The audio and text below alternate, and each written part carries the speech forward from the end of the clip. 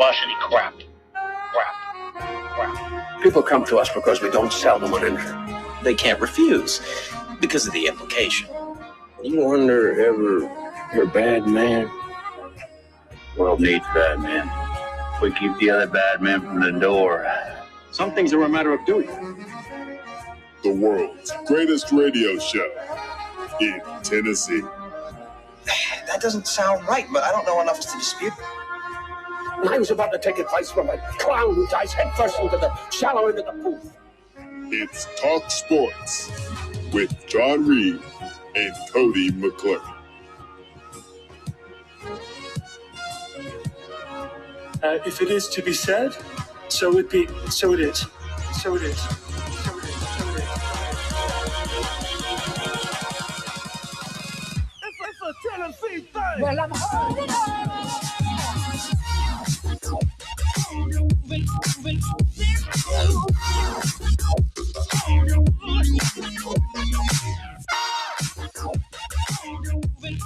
Back in the room, back on the airwaves, back live from the White Claw Hard Self Studios. John Reed, Cody McClure, Sam Beard, kicking off this show on this Wednesday morning. Cody, my friend, how are you? Hello, everyone, and good morning. I hope the world is happy today. I'm okay. I am good. Good to be here. Good to be anywhere. Hello. Shout out to you if you are listening. Whoever you are listening, shout out to you individually. All of you. Good morning. Bad morning over here. What's so bad? Just a late night loser night? edition. Yeah, late night loser edition of Talk Sports doesn't hit the same as a late night victory edition of Talk Sports. That was a dumb game last night, and it put me in a bad mood as I went to sleep. Was it a late night for you? Well, just a late night of being wound up. Oh. I don't think I was awake really any longer. Although comparatively speaking, this week I have gone to bed pretty early.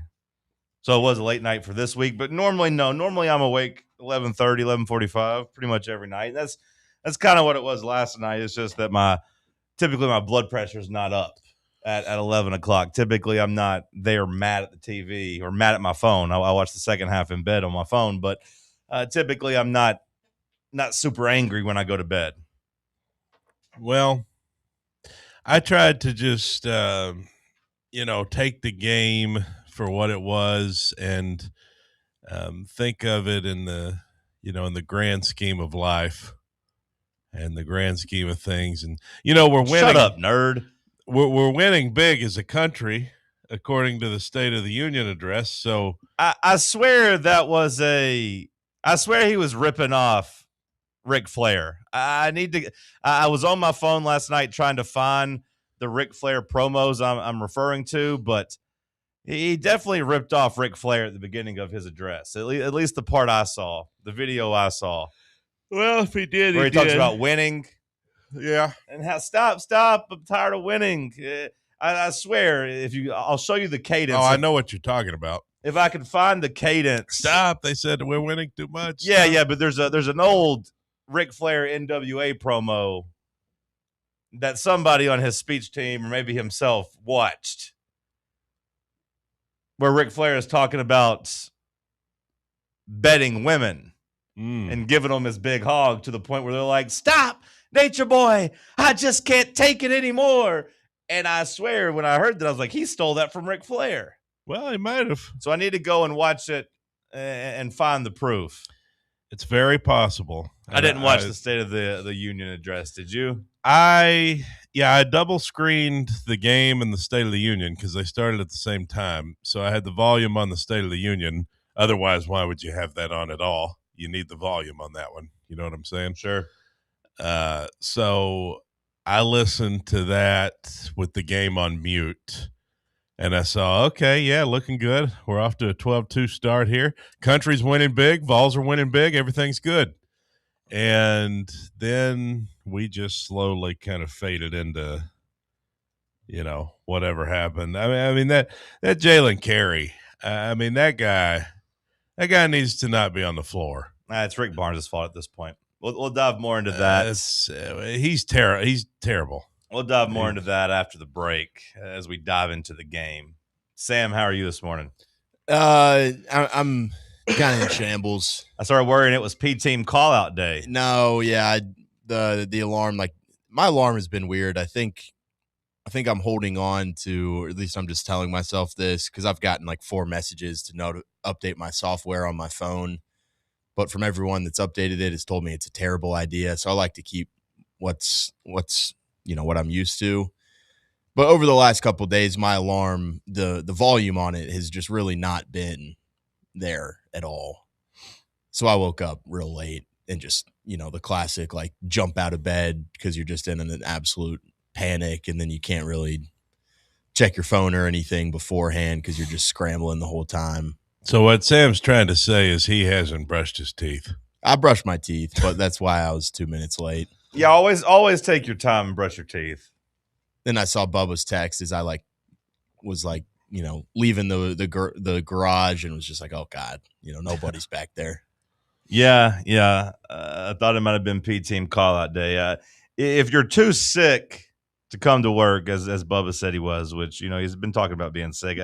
I just would imagine that would kick in before 7:48. So I imagine Bubba woke up late from the game too, or late from God knows what, and decided I'm not even gonna show up 15 minutes late today. I'm just not going. That's how I viewed it whenever I saw the text, because if I was sick, I think I'd know before 7:48. Right. Yeah. Yeah. Sometimes that's the way it be. Sometimes even a person like Cody, so sick last Friday, gave us a text at like 6:45. Yeah. At least I woke up at 6:30 when my alarm goes off. Woke up or was just going to bed? We couldn't decide. No, I woke up. Okay. I wake up at 6:30 every day, and then I wake up again at 6:42, and then I wake up again at 6:56, and then I wake up again at 7:11, and I try to roll out of bed. Kind of pushing it from your side of town. Yeah. Yeah, it is pushing it. I try to roll out of bed at 7:11. If I can roll out, I have time for coffee, but sometimes I go to the last maximum, which is 7:20. I can't really get up after 7:20. If I'm not out by 7:20, or at least up and moving, I'll be late. So, which, it was a thrill seeing my text, like as I was just looking at my phone. I don't get notifications, but when I opened the message tab, I see that it's from the show thread. Boys, I'm not going to make it. I was like, oh God. And in my mind, I was, playing out the thing. And I will say, no offense to Bo if he's listening, he was the best case scenario to be sending that text. If it was Cody sending it, I'd be like, damn it, that's going to take a lot of work. Or if Sam's sending it, it's a little bit worse. Or, worse than Cody not being here. Or not as bad as Cody not being here, but in the middle between you and Bubba. So I was like, well, at least, it's, we can man the fourth chair if we have to. It's always a heavy burden knowing I give you the worst news. Yeah. It's a heavy burden to carry. Well, like I said, at least, or like Sam said, at least you told us at 6:30 on Friday. That would give me a little bit more time. Now, it was still the first thing I saw when I woke up and got out of bed. Well, what do you mean you don't know who the text is from? Well, when it has 4 people, before I open the text, it just says what thread it is. It says the name of the group chat. Oh, so you don't know until I click it. Then it says it's from Bubba. Oh, that's weird. Is that you must be on a new update or something? No, is that how it always is? He's just saying he doesn't have notifications. I don't have notifications, so it doesn't say Bubba like and then the text. When I open this up, it just says Cody, Sam, and Bubba, and say that's highlighted, so I can see fellas. Okay. I'm not going to make it. So you don't. So then I clicked into it and I saw it was from Bubba. Is what I'm saying. I couldn't live that way personally. I have to get because I get a banner notification that says Bubba. No, I can't take that. I don't like. I would never be in any group chats if I had to have that on. I hate my phone popping up. I get every text, every notification. I'm afraid I'll miss something. Well, that's impressive, seeing how you only replied to about 30% of them. Oh yeah, I know. I see them all. He sees though. them. He just doesn't respond. Yeah, I see all of them. No, I keep pretty much all of. If I text you even somewhat frequently, then your notifications are muted. They're not going to pop up. How do you know then that you? I can look at my phone. I mean, I'm on my phone enough to where I pick it up and say, "Oh, got 3 messages in the text thread. Let me go check that." Okay, here's what it is. But isn't the point of not getting the notifications to not be on the phone as much? Or sure, but it's also I don't like them popping up, and I don't need to know immediately when people text me. yeah. There'll be times when I'm like scrolling Instagram or doing something else, watching a game. I watch a lot of games on my phone. I don't need my text messages popping up over the screen. I'll get to them when I get to them. I get anxiety every time I get a text. I do still subscribe to the idea that if you need me and it's an emergency, you'll just call me. Right. So like I don't think anybody's ever going to text me like, "Hey, help me, I'm in trouble."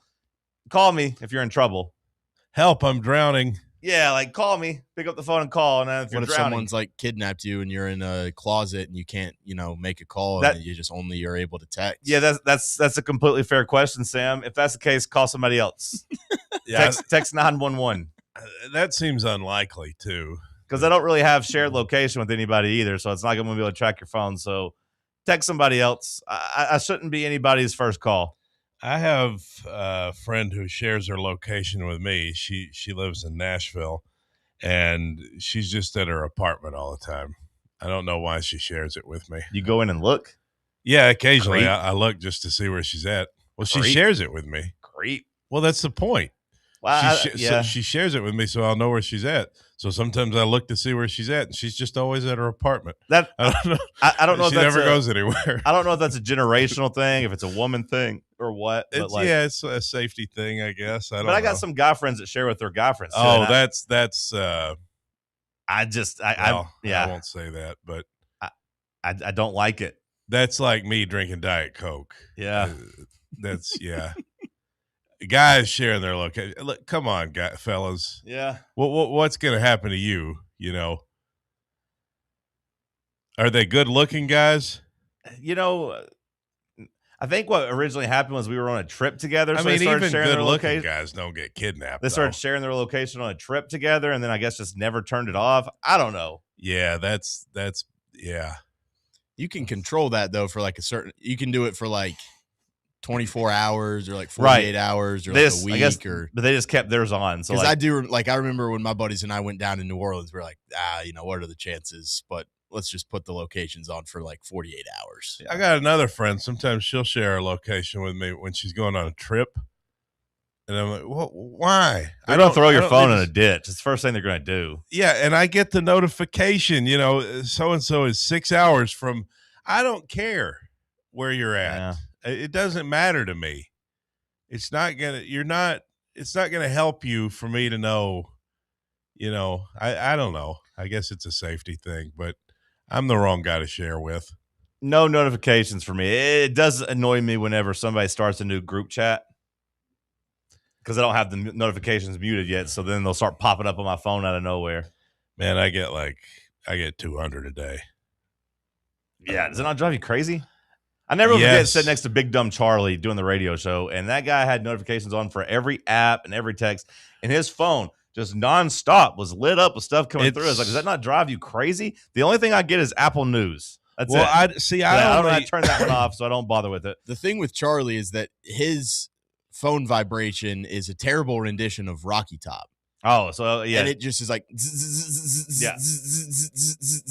and I'll be sitting there at night, and it's just like, I hear it rattling on the couch. I'm just like, dude, how do you manage that? I don't understand how he does it. And like some people have it where their Snapchat pops up when somebody starts typing, then it gets another one you post. I'm like, how do you do this?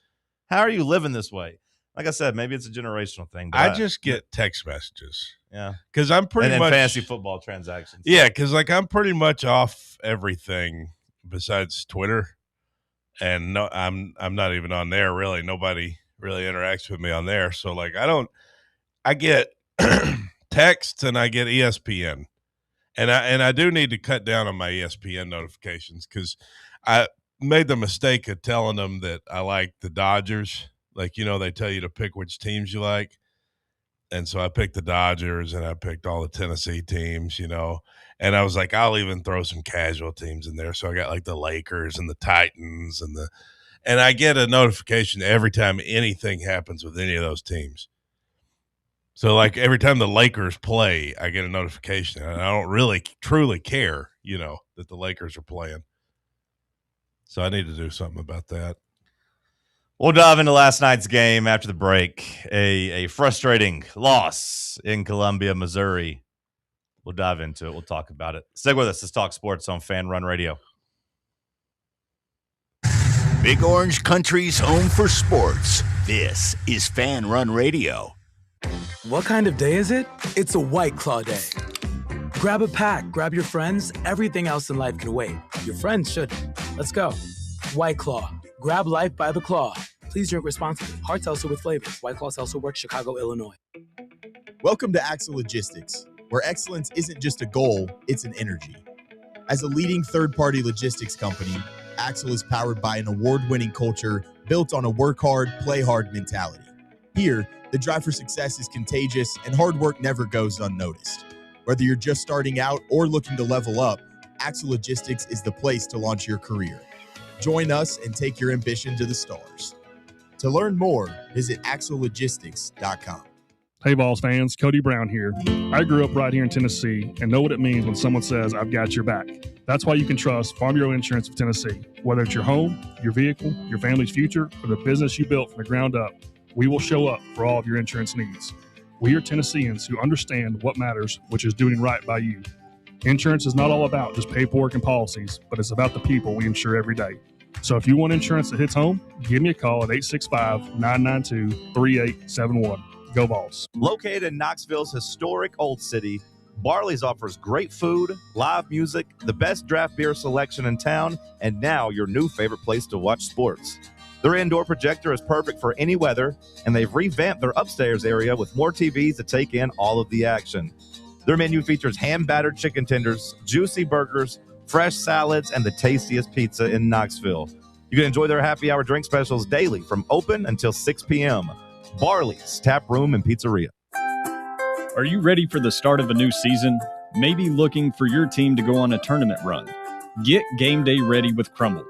Head on over to your nearest location and pick up 12 pre-selected cookies plus exclusive toppers. When you're looking for dessert options, there's no question about who you should call on. Our listeners already know.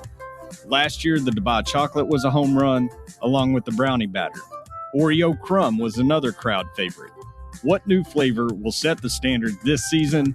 If you're in the Knoxville area, there are 3 locations ready to serve you: Clinton Highway, Parkside Drive, and Maryville. Download the Crumble app to build your best lineup and vote on the best combos. You can even put your bid in to request a new flavor. Order in the app and slide on over to your nearest location. Tell them Fan Run sent you, and as always, it's for the fans, by the fans.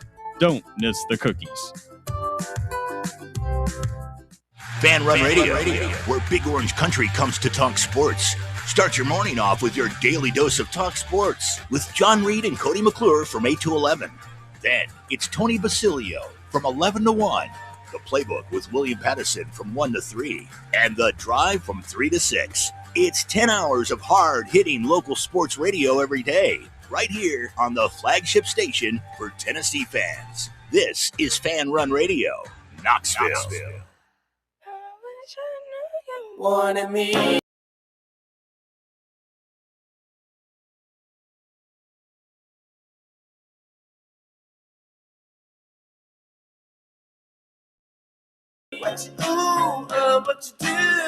Back in the White Claw Hard Seltzer Studios. Drink the lights, refreshing White Claw Hard Seltzer. Drink it responsibly.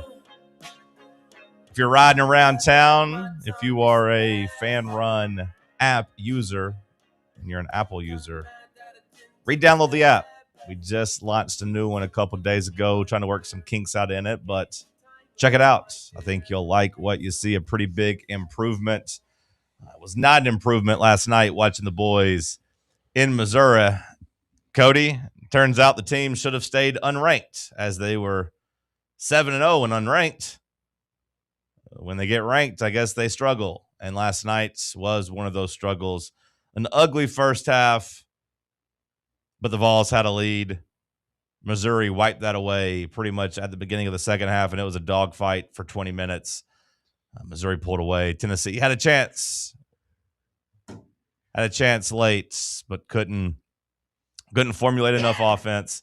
And Missouri gives Tennessee a loss, 73-69. Yeah, they did. We lost.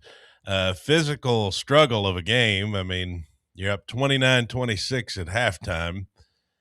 I did what you suggested on the two-way parlay with the halftime money line and then the game money line. Man, how exciting was that, seeing big Jacoby Gillespie hit that corner three with a minute left after we blew a complete lead. Yeah. Well, I was going to say, actually, I had -1.5. So, yeah. That was sweet watching Gillespie going into the half. I said, yeah, we're well on our way here. And then the boys just never could quite get back to the way they started the game. No, they couldn't. You know, there were a few bright spots. It just felt like we were out of sorts a lot of times. Ament couldn't really get going. You know, there was a point in the game where he missed the 2 free throws and just seemed out of sorts. He seemed like he was affected by Missouri's defense. And you know, hey, I mean, hats off to them. We couldn't run any plays hardly, it seemed. We couldn't get in any sets. We were just, you know, one guy would pass the ball to another guy and they'd be suffocated. Missouri, I thought, did a really good job defensively. Our guys couldn't get in any sort of a rhythm. You know, Gillespie played somewhat well. I mean, I thought Carey was terrible. Sam, what was your take from watching the game last night? You know, just kind of what has haunted us all season long. I think the turnovers were really what killed you. And, you know, you get a good night from Felix Okpara. Maybe efficiency-wise, you didn't really get it from Nate and Jacoby, but you kind of feel like they did enough. And then you just, you know, you went ice cold shooting the 3 in the second half and you kept turning the ball over and they kept capitalizing off those turnovers. I think they had like 24 points off of your 15 turnovers. Can you look up the number of second chance points we scored last night? Can you look that up? Seemed like we were getting a lot of offensive boards again. 20 second chance points. Mm-hmm. Outscored in the paint, though. Say what? Outscored in the paint, but still had 20 second chance points. How many paint points do we end up with? 32 to their 40. Okay. Yeah, 30 or 20 second chance points on 18 offensive rebounds doesn't feel like a really big number to me. Maybe I'm wrong on that, but it doesn't feel like a big number. I was texting my buddy, like, you know, when we got off to the 12-2 start, and I was like, I mean, this is nice, but I think this could have been 20-2. Oh, yeah. No, Tennessee should have been up 15 at halftime. In my opinion, 100%. They should have been up 15. The most annoying thing in the game to me was how we just couldn't stop that little guy driving in. Well, that's my big takeaway from the game, or at least one of the big takeaways from the game, is everyone that fixed their lips to compare Bishop Boswell to Jemai Meshack should really, really look in the mirror. And that's not even a slight to Bishop Boswell. There's a reason, though, I've always compared him more to Josh Hart. Like the NBA player Josh Hart, because Bishop Boswell is going to go out there. He's going to try to give you some points. He's going to try to hit some open threes. And he's going to try to dive around and make some hustle plays. He is not an elite defender. I don't even know if I would consider him a really good defender, a great defender. I don't know if I'd consider him those. But he's going to give you effort. And he's going to try. And he's one of Tennessee's best defenders. But there's just, 3 big-ass gulfs the size of Jalen Carey and his offensive game.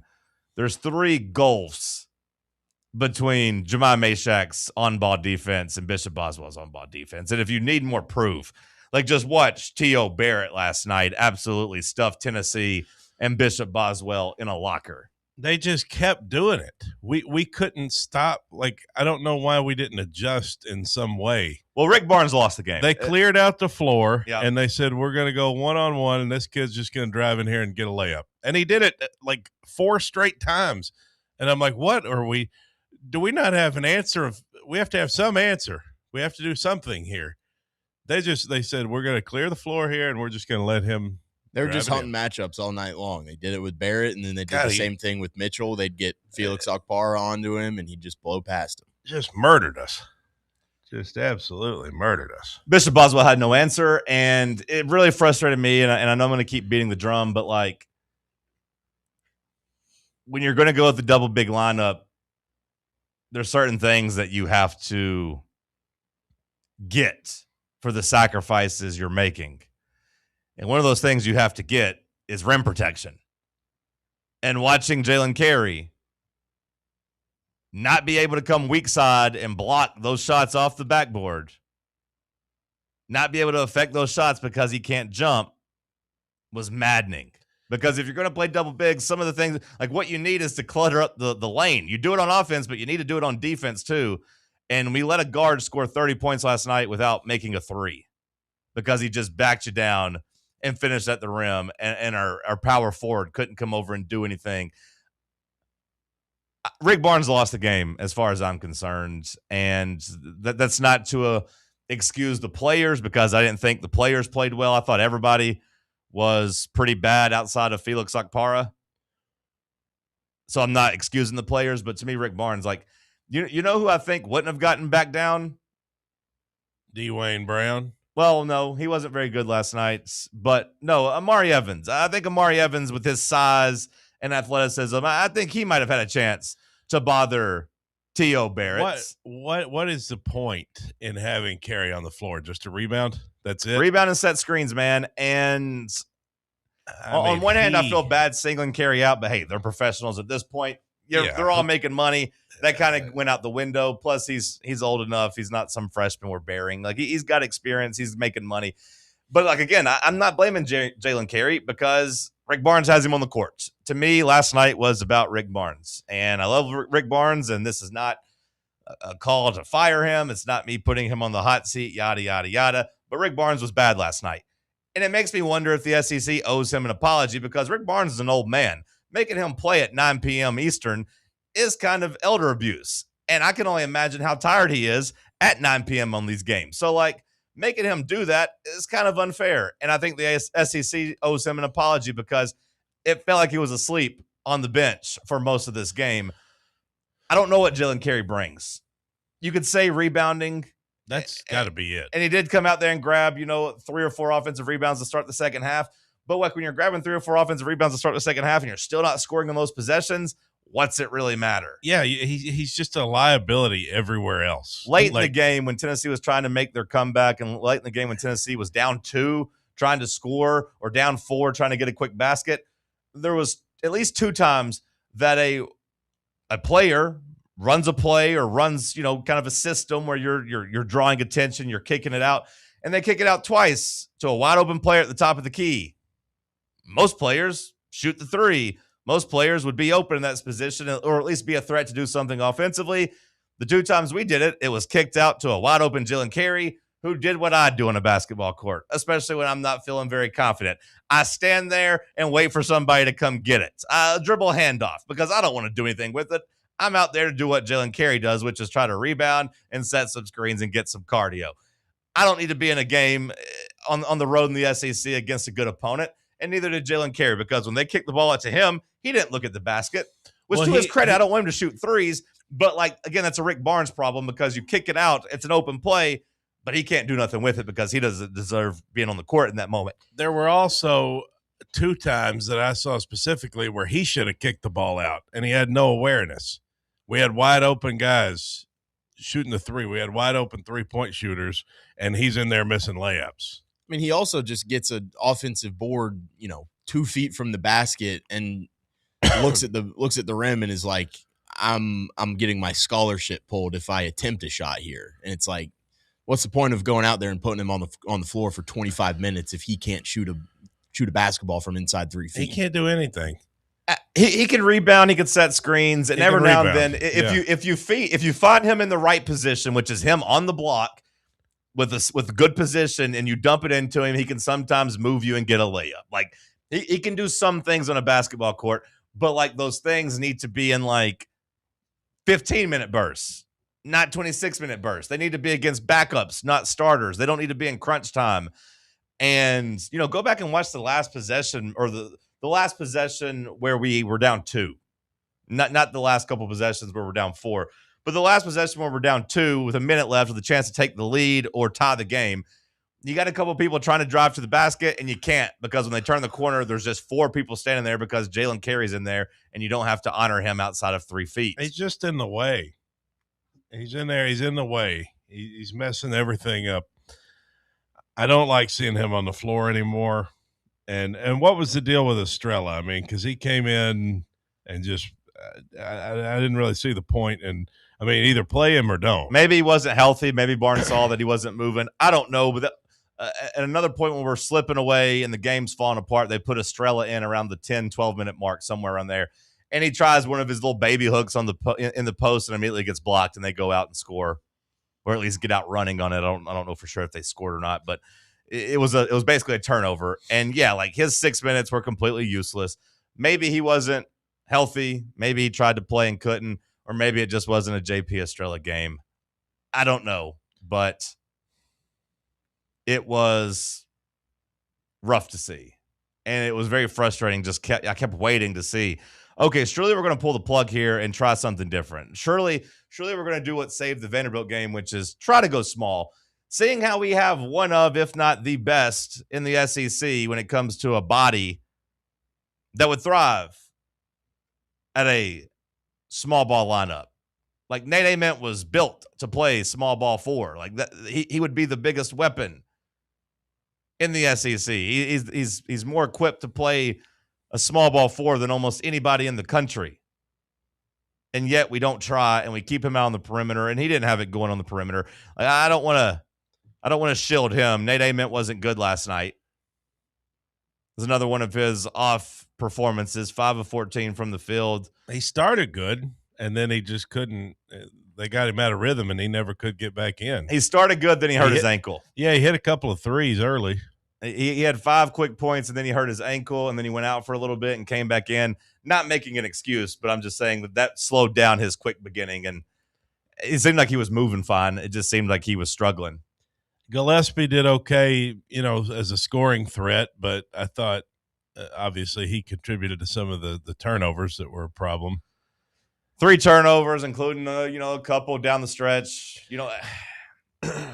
He's got to get better at throwing the lob, man. Like he's got to get better at point guard. Yeah, those are getting picked off. He's throwing them blind, and like it works early in the game, but I think defenses are adjusting and saying, hey, if they're setting this screen here and he's going to come around the free throw line, just watch Okpara on the lob because that's what they're going to do. And he's throwing them blind, and they're not open, and it's leading to turnovers.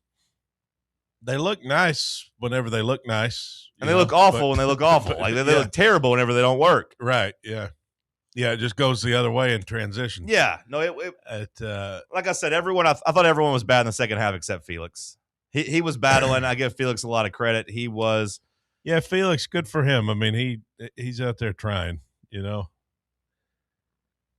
was doing what he could do to help the boys win. I don't know what was more frustrating for me. I mean, the whole thing was frustrating, but watching Carey was part of it, and the other part of it was watching T.O. Barrett just absolutely annihilate us. That's probably the most frustrating thing for me is our refusal to adjust to him, to do anything different. After it was 3 consecutive trips that it was the same exact thing. He went in, he laid it in, laid it in. And like I said, like I don't think he would have done that to Amari Evans. Well, we should have tried it. I mean, we should have done something different. Yeah. Again, I put the loss on Rick Barnes. Yeah, and that's probably ultimately where it falls. But just perfectly encapsulated by the last 2 possessions where the game was somewhat in the balance. We're down 2. We can't get any space. We're down 4, and we run all 30 seconds of our shot clock. Like it's like a minute and 15 seconds left. We're down 4. which is still enough time. Go down and get a basket. You can get a stop. You could still, play out the 30 seconds. Or if you get there with 40 seconds, you can still play the foul game. But, like, you want to go somewhat quick there. And we took every second of the shot clock, had to get an offensive rebound and a Nate Ament putback to, like, score there. Because we kept kicking the ball out to Jalen Carey at the top of the key. And I was why is he in? He had 0 points. He only shot the ball 3 times. So, like, it wasn't offense. I mean, he's getting his shots blocked. He's just everything about his game. You're down by 7 with 3 minutes left, and you've still got him on the court. You're down 7 points, and you're playing 4-on-5 basketball. Yep. Like, but like John's saying, to as much as it is annoying watching him, and he does suck, it's on Rick Barnes to not have him in there. Like he's in there trying to play. Like he's just not very good. And like Dwayne Brown didn't have a great game last night, but I thought a part of that was like, hey man, like he's not really a power forward. He's a center. Dwayne? Yeah. Like I think of him as a center. Dwayne? No, he's what, 6'10", 6'11"? I mean, that's more center type, isn't it? Yeah, no, he's a center. He's not Felix over 7 foot. And he's listed at 6'8". Maybe he's not. I think he's like 6'9". Okay. Either way, when I watch him, though, I still think of him as a center. He's kind of a hybrid. He don't shoot outside to be a hybrid. Like no, but those shoulders give me power forward vibes. Yeah, but like in today's game, I mean, really since 2005, to be a power forward, you have to be able to face up and dribble from 20 feet out. You got to be able to go off the dribble or shoot. Like, yeah, he probably can't do that. Yeah, so like maybe he's just going to be a little bit of an undersized center. But have you seen the shoulders? The shoulders scream center to me. They don't scream power forward to me. They scream center. But like he's not really a power forward. I know we've played him there, but like he wasn't successful in playing defense or running, chasing guys out on the perimeter last night. Neither was Carey. I know Missouri's bigs were effective, but like man, I think the move was to try to get one of those bigs off the court or have them out scrambling playing defense.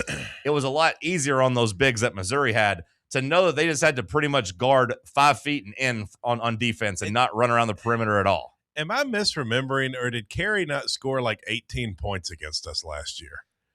What happened to him? He scored 6. I want to say he had 16 and 10 against us whenever we played. Yeah, like Knoxville. he was good against us when he played for Vanderbilt. Well, he's had some moments this year where he scored 13 against Auburn. He scored 12. I guess I'm watching the wrong games. He scored 12 against Florida. He scored 22 against Syracuse. Oh. He scored 13 against Well, Houston. that explains a lot. He scored nobody else scored anything. Well, I know, and I told you, like, go back and look, and like we drew up our game-winning play for him, and like that to me was bad. He scored 13 against Houston, so he has had some flashes offensively this year, but they are, few and far between. You're right. It was 18 against us last year. He had 18 points and 7 rebounds. Well, I don't know what I'm watching. I don't know if the player I've seen the last few games, I don't know if he's regressed or, maybe he's got an injury or something. No, he's just a bench player. Yeah. Well, and again, I know it might sound like I'm being hard on Jalen Carey. I'm not really trying to be, because I do think he plays with effort, and I do think he wants to be good and wants to do things. I just think he's a bench player in the SEC. He was a bench player at Vanderbilt, on a Vanderbilt team that wasn't ranked, a Vanderbilt team that wasn't very good. Did they made the tournament last year and lost in the first round? Is that right? Like he was a bench player. I think they lost to St. Mary's, if I remember correctly. But he was a bench player at Vanderbilt, and that's okay. It's all right to be a bench player. It is what it is. Like that's who he is. Yeah, but you shouldn't be that big of a contributor for the Tennessee Volunteers, who have an expectation of Elite Eight. And part of that's because J.P. Estrella and Cade Phillips, haven't worked out. So, like I don't know if Jalen Carey would have been the starting lineup, like in Rick Barnes' ideal scenario. Because if you go back to the beginning of the year, like Carey, got passed in the rotation by Dwayne Brown pretty quickly. And then Carey had a couple good games and earned some minutes. I don't know if he would have been in the starting rotation if Estrella was who we thought Estrella was, or if Phillips is out there healthy. My thing, though, just keeps going back to, well, yeah, Rick Barnes, you should know that by now. We are at game – what game we on? We're 29 now. Game 20. Yeah, we just finished game 28. Mm-hmm. We've had 28 games of data, Rick. Like, you got to know that Carey can't be out there 26 minutes. Like, you got to try something different. And he was trying yesterday. I mean, he said, hey, here's Ethan Berg. Nope, there's a terrible turnover. He threw that ball completely out of bounds. Okay, let's put in Troy Henderson. Oh, look. Oh, wow, nice. We got a fast break. Well, Troy Henderson threw the ball 10 feet out of bounds on a fast break, and his ass got put on the bench. I was thinking, can we get an Amari Abram? Can we try that? Or how about we just put Jacoby Gillespie back in, because we got to have him on the court. And Rick Barnes told me that he was okay with playing guys with 2 fouls now, and he almost cost us the first half because he put Gillespie on the bench. We lost that lead. Gillespie comes in, scores 5 points in the last minute to kind of get you a lead. But, like, he had hhim on the bench until things got so bad he had to put Gillespie back in. Yep, that is what happened. Maybe it just comes down to we don't have the quality depth pieces because we can play a lot of guys, but a lot of them, to me, are questionable whether they can really play. Carey, for example. Whenever I see Berg or Henderson in there, I'm like, Henderson's young, but really this team is kind of Gillespie and Ament doing the scoring. And if one of them is off, you hope Felix or an Estrella or somebody can have a good night, or the occasional Boswell. Like, you like the way Boswell plays sometimes. Yeah. But this team does not have a lot of quality to it beyond Gillespie and Ament. Well, it's really, I think you took the scenic routes, but, like, really, Cody, you're spot on. But the problem is, you could just sum it up to saying we have no guards off the bench that you can play. We don't have enough pieces to win in March. I'm not saying we can't win in March, because I still have last night's not making me change my expectation level, but to do it, we're going to need a piece like Felix that you can't always rely on, or I think last night you got that because Felix gave you 15 points, Boswell gave you 13 points, but the key is, and the key remains to me, Ament and Gillespie got to get to at least 40. They didn't get to 40 last night. They got to 36. You lost by 4. They get to 40, maybe you win. They get to 45, you definitely win. This team, and maybe we took the scenic route this whole segment, but, like, Rick Barnes can do whatever, but it still comes down to Nate Ament and Gillespie have to combine for 40 points or more. Those guys have to be special. This team is built around them offensively. Neither guy last night was special. Gillespie was 8 of 21 from the field, 3 of 12 from 3. Well, and Gillespie's canceling himself out the way I see it with some of these turnovers. Sure, but also, like, 3 of 12 from 3. So if Gillespie's got 20, but he's got 8 turnovers, you know what I mean? Like, now, he only had 3 last night, but they did feel like they were in crucial moments. Yeah. And Ament only had 17 points and 5 of 14 shooting. We could blame Carey, we could blame Barnes, we could do all this stuff, but ultimately those guys have to be better. Now, I maintain that getting Carey off the court and going small sets up Nate Ament and Gillespie for way more success, to have more space to operate and drive. I maintain that. That's been my take all year. But really, Akpara gave you 15. Boswell gave you 13. You would lock in every game, them combining for 28. Who? Boswell and Akpara? Boswell and Akpara, yeah. Absolutely. Yeah, you'd lock that in. You're supposed to win that game. The problem is your stars weren't your stars. And your bench, Sam, we've been talking about the bench production. You got 5 points from your bench last night. Let's catch a break. We'll come back. We'll continue the conversation. We'll get your comments in the YouTube chat. Stick with us. It's Talk Sports on Fan Run Radio. Check out exclusive Fan Run video content on YouTube. Just search Fan Run Sports and be sure to like and subscribe. Hey, it's Russell Smith here for ECR Total Landscapes. I had the ECR crew out to my house last year to remove multiple trees on my property, and I couldn't be more satisfied with the work they did. Not only did they cut down several trees that were too close to my house, they also grinded the stumps and cleaned up the work site, leaving my yard looking better than before. Take it from me. If you've got a dangerous, overgrown, or storm-damaged tree that's threatening your home, your car, or your family, don't risk it. Do what I did. Call ECR Total Landscapes for a free estimate. Tell them Fan Run Radio sent you. 865-384-2012. That's 865-384-2012. your local tree cutting experts. These guys get the job done. Check out their website, ecrtotallandscapes.com.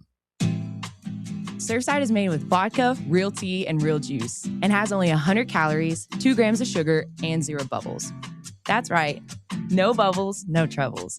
That's why Surfside was named the 2025 Spirit Brand of the Year by MarketWatch. Their variety packs come with options: iced tea, lemonade, or green tea. Find your flavor by trying them all. Surfside, sunshine in a can. Must be 21 or older to enjoy. Party smart. eBay Motors is here for the ride. Go ahead, feel your engine. Admire that perfectly installed exhaust. Your vehicle's moving along this freeway like it was made from fresh installs and a whole lot of love. With eBay Motors, you get over 122 million parts to keep it running. And with eBay Guaranteed Fit, they'll be the perfect fit every time. Plus, at these prices, well, we're burning rubber, not cash.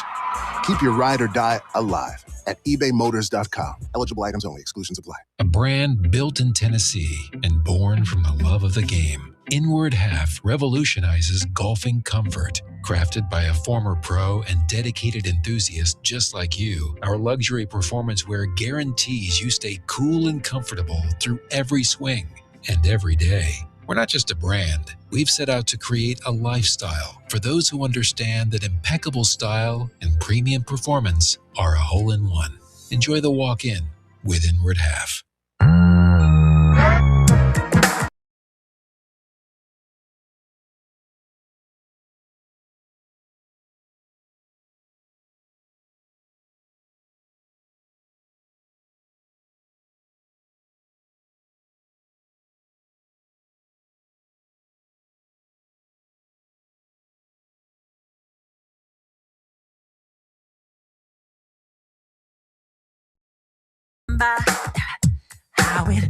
Checking in on the freaks over in the YouTube chat. Oh boy, they're fired up. Jalen Cody Carey from Invoice. Well, you know, that may be an insult. I could take that as an insult, but no, really, that's the point. Yeah, he does play like you, and like it really got highlighted at the end of the game. I don't think I could be a contributor on this team and us have any marked success either. And like I said, he plays offense like me sometimes when he's down the perimeter, because whenever I'm out getting my run in, I'm not trying to score. I do the dribble handoffs. I give it to the people that are fast and can dribble. I just want to play. That's how he looks like when he gets a rebound. Got to get past it as soon as possible. He ain't got no hops. But what I will say is that I did think of you, and now that this person calls him Jalen Cody Carey, go back and watch the Fan Run Final Four. A lot of missed shots around the rim. It's not even that. It's not even that. He plays defense like you do. And go back, Sam, you guys got beat by him. Cody sent your ass to the curb. He knocked out team under review. That's right. But when somebody tries to go and score, this is Cody's move on defense.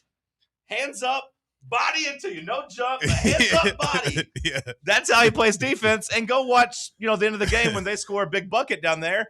Jalen Carey just has his hands up and doesn't even jump to try to block the shot. It's like he comes to try to do like a weak side help and just puts his hands up and tries to run him out of bounds. He's just trying to throw his weight around. And they scored because SEC basketball players don't get bothered by hands up defense. Like, are you kidding me? Are you worried about foul trouble? Like, the only time you should have your hands up and do that move is if you got 4 fouls and you're a superstar, or you got 3 fouls in the first half and you don't want to pick up a 4th. Wait, is that not how you play defense? That's not how you play defense. And Jalen Carey, what are you supposed to? I thought you just you're supposed to have your hands up. You kind of need to jump. Oh, most of the time people will jump. What if you can't jump like me and Jalen Carey? 0 blocks again last night, but he got 1 blocked. 1 foul. And that kind of pisses me off that he only fouled once, because they were definitely going at him. Like, that tells me he wasn't even really trying on defense down in the paint. The fact you didn't foul somebody. Yeah, at least take your allotment. Hell, do something down there. Keep him from scoring a few times. Make them earn at the free throw line. Well, he could have kept that little Barrett boy from hitting all them layups. That's the one he bodied. That's the one he didn't jump on. Go back and watch it. He could have fouled his ass. He just gives him the Cody McClure. I'm going to throw my belly into you. I mean, at least, I'm just, at least make him hit his free throws, which he's a good free throw shooter, I'm sure, but could have at least fouled him. Very frustrating game last night. Nick Matthews writes in saying he can't blame Carey because he got a lot of offensive rebounds. He says blame JP Estrella because he was lost. And I do think blaming JP is fine. Like,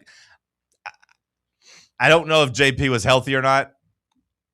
He played, so if you play like your kind of fair game, and he was lost, he was awful last night. And I don't know if Rick Barnes just benched him because he was lost or because he was hurt. Maybe he got blocked because he didn't have any lift because his foot was hurt. I don't know. But, Nick, you are 100% right that he was lost too.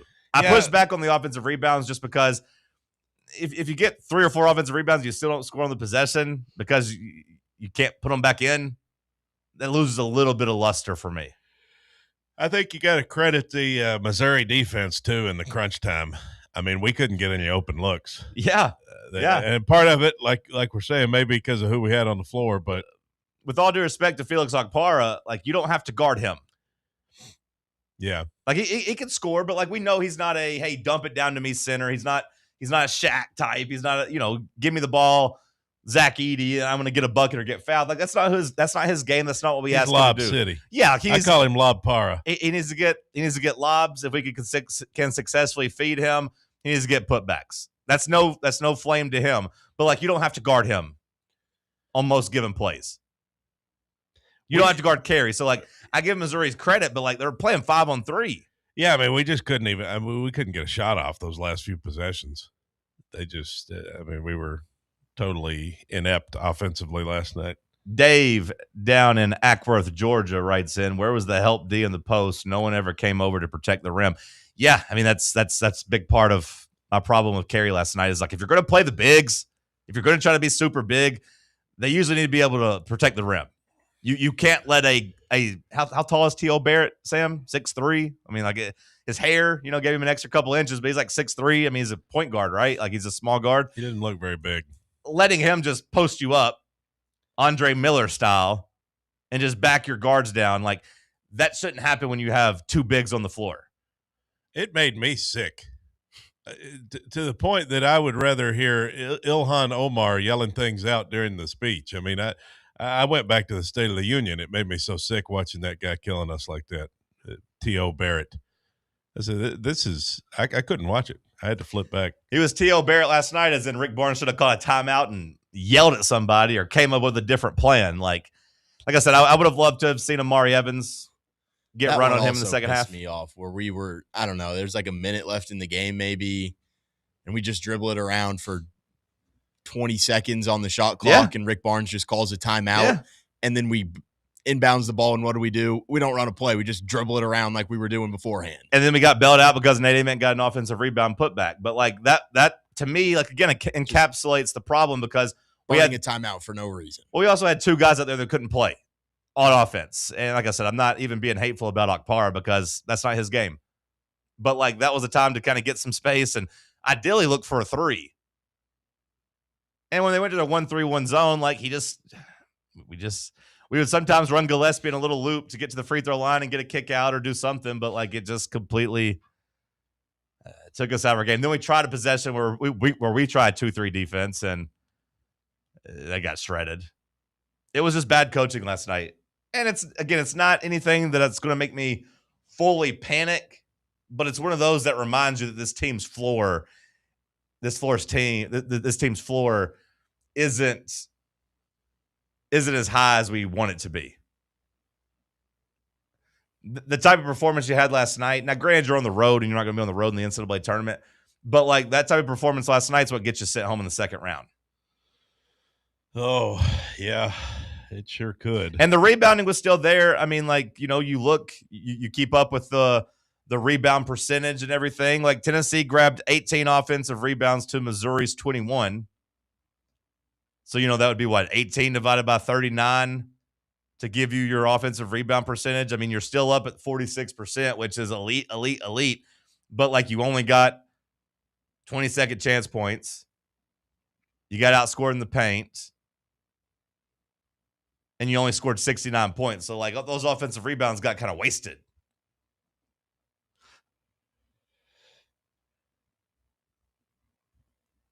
Maybe try Amari Abrams. I don't know. Amari Abram maybe would have come out there and given you something, but like you tried Berg, you tried Henderson, neither one worked. I was surprised that Abram didn't get at least a chance. There was some talk, in some practice reports, I believe from maybe Grant Ramey, that was saying that Abram had played really well in like scout team and had been being good in practice, and they thought maybe that would lead to him getting a chance. It didn't. He didn't get off the bench last night. I maybe would have tried to throw him out there and see if there would have been a spark. But nope.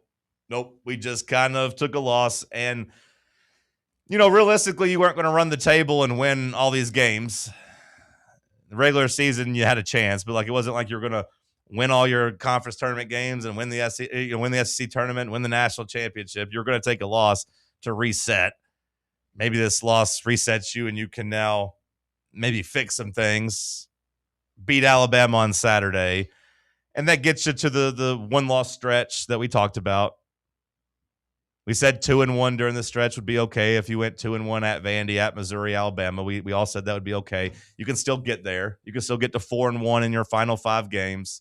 Yeah, and I'd be okay with that. That's still attainable. Thank God you've got your Rick Barnes' punching bag, Nate Oates, coming in here. Get his ass whipped again. Yeah, you need to win that game, though. You need to win that one. What do you mean? That's a big one now. What do you mean by that? You got to go out and win that one. Nate Oates sounds a lot like Joe Biden at the end of his presidency. If you win that one, come on, man, the vibes will be okay. But this Missouri game and the Kentucky games are kind of in the back of your mind of this. This is what happened when this team doesn't execute. But with that being said, we talked about it yesterday. Missouri's only lost 4 home games the last 2 years. They do perform well there. And shout out to Dennis Gates. I kind of like him. Watching him on the sideline, he just kind of cracks me up. He'll just put his hands in his head or his head in his hands and just be like, shake his head, just look disgusted. He kind of cracks me up. Plus, He looks like the one guy from the video. You know what I'm talking about? Why are you? Huh? No. No. Doesn't ring a bell? Not for me. Okay. Kind of looks like that guy. I'll show you the video during the break. All right. Why are you? Hour 1 of the books. We'll kick off hour 2 with some headlines. Let's talk sports on Fan Run Radio. The flagship station for Tennessee football. Fans. Fan Run Radio. Blackford Veterinary Surgery Referral specializes in surgeries not regularly performed by your pet's general veterinarian. They're currently accepting referrals from vets all across the country. With their newly renovated state-of-the-art surgery center and highly trained staff, clients can rely on professional and thorough care. If your vet says that your pet needs surgery or rehab, ask for a referral to Blackford Vet and let them get your best friend back on its feet. Located conveniently in West Knoxville. For more information, visit blackfordvetsurgery.com. Surfside is made with vodka, real tea, and real juice, and has only 100 calories, 2 grams of sugar, and 0 bubbles. That's right. No bubbles, no troubles. That's why Surfside was named the 2025 Spirit Brand of the Year by MarketWatch. Their variety packs come with options: iced tea, lemonade, or green tea. Find your flavor by trying them all. Surfside, sunshine in a can. Must be 21 or older to enjoy. Party smart. What is dedication? The thing that drives me every day as a dad is Dariana. We call him Day Day for short. Every day he's hungry for something, whether it's attention, affection, knowledge. And there's this huge responsibility in making sure that when he's no longer under my wing, that he's a good person. I want him to be able to sit back one day and go, we worked together, we did a good job. That's dedication. Find out more at fatherhood.gov. Brought to you by the U.S. Department of Health and Human Services and the Ad Council. Vol fans, reimagine your home at Broadway Carpets and Flooring for any remodeling or building needs. With a variety of carpets, rugs, hardwood, vinyl, and stone, Broadway has all the flooring and installation options you're looking for, including pet-resistant products like Pet Perfect Carpet from Shaw Floors. Visit their showroom in downtown Knoxville or the location in West Knoxville located on Kingston Pike near Pellissippi Parkway today. You're listening to FM 105.7 and AM 1340, WKGN Knoxville, and W289CU Knoxville, Fan Run Radio. Citizens National Bank. Life is more fun with a Good Life checking account from Citizens National Bank, offering extra benefits including bank travel. This September, experience the perfect fall getaway on the New England Rails and Sails Tour, or join CNB in October to chase the Northern Lights in Iceland. Get in on the fun by calling 865-429-7935. Citizens National Bank. Banking never felt so good. Member FDIC. Barley's has live music on weekends, general team trivia on Wednesday nights at 8 p.m., and now live sports trivia courtesy of the Knoxville Trivia Guys every Thursday night upstairs. The game starts at 7 p.m. and is free to play for everyone, so head on down to the Old City and show off your sports knowledge and win gift cards to Barley's. Use those gift cards to buy some delicious food and drinks, and you can take it all in with their wide selection of TVs and indoor projectors. Barley's Tap Room and Pizzeria.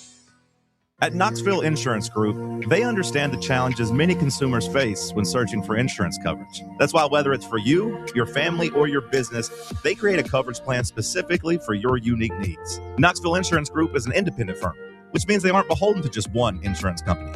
They search multiple companies, acting as your negotiator to find you the best possible policy and price. Start a quote in minutes at KnoxvilleInsuranceGroup.com or call them today at 865-694-9788. Would you rather have your team win in a sweep or in a dramatic Game 7? You're listening to Talk Sports. Dramatic Game 7. Let's take one of your teams, Ben. It can't be football because they only play one game. Who's your favorite hockey team? The Predators. The Preds, right? Ben loves the Preds. Best thing about watching the Preds play is what? Watching the Preds play. No, you know what I mean? With a seventh game, you get 7 games. And I don't know about you, but I'd rather watch 7 hockey games than just 4. Airing every day from 7 a.m. to 10 a.m. You have done this to yourself. All I have to do is kick away the chair, my friend. The most famous Predator series of the last 5 years when they swept the Chicago Blackhawks. And now Chicago cannot argue with Nashville ever because all they have to say is, hey, brooms. Buddy, brooms. if brooms. Sure, they beat the Blackhawks, but you remember what happened? Chicago, you trying to talk trash to me? You got swept. Brooms. On 1340 WKGN. Sweeping the team makes such a statement of, hey, we're better than you. When it's a sweep, you leave no doubt. There is nothing worse than losing a playoff game. And you've Game given me that 7 pain. is massive. And you've given me that pain 3 times. But Game 7 becomes so massive. Brooms out, bitch. Just watch. Sweep. Sweep.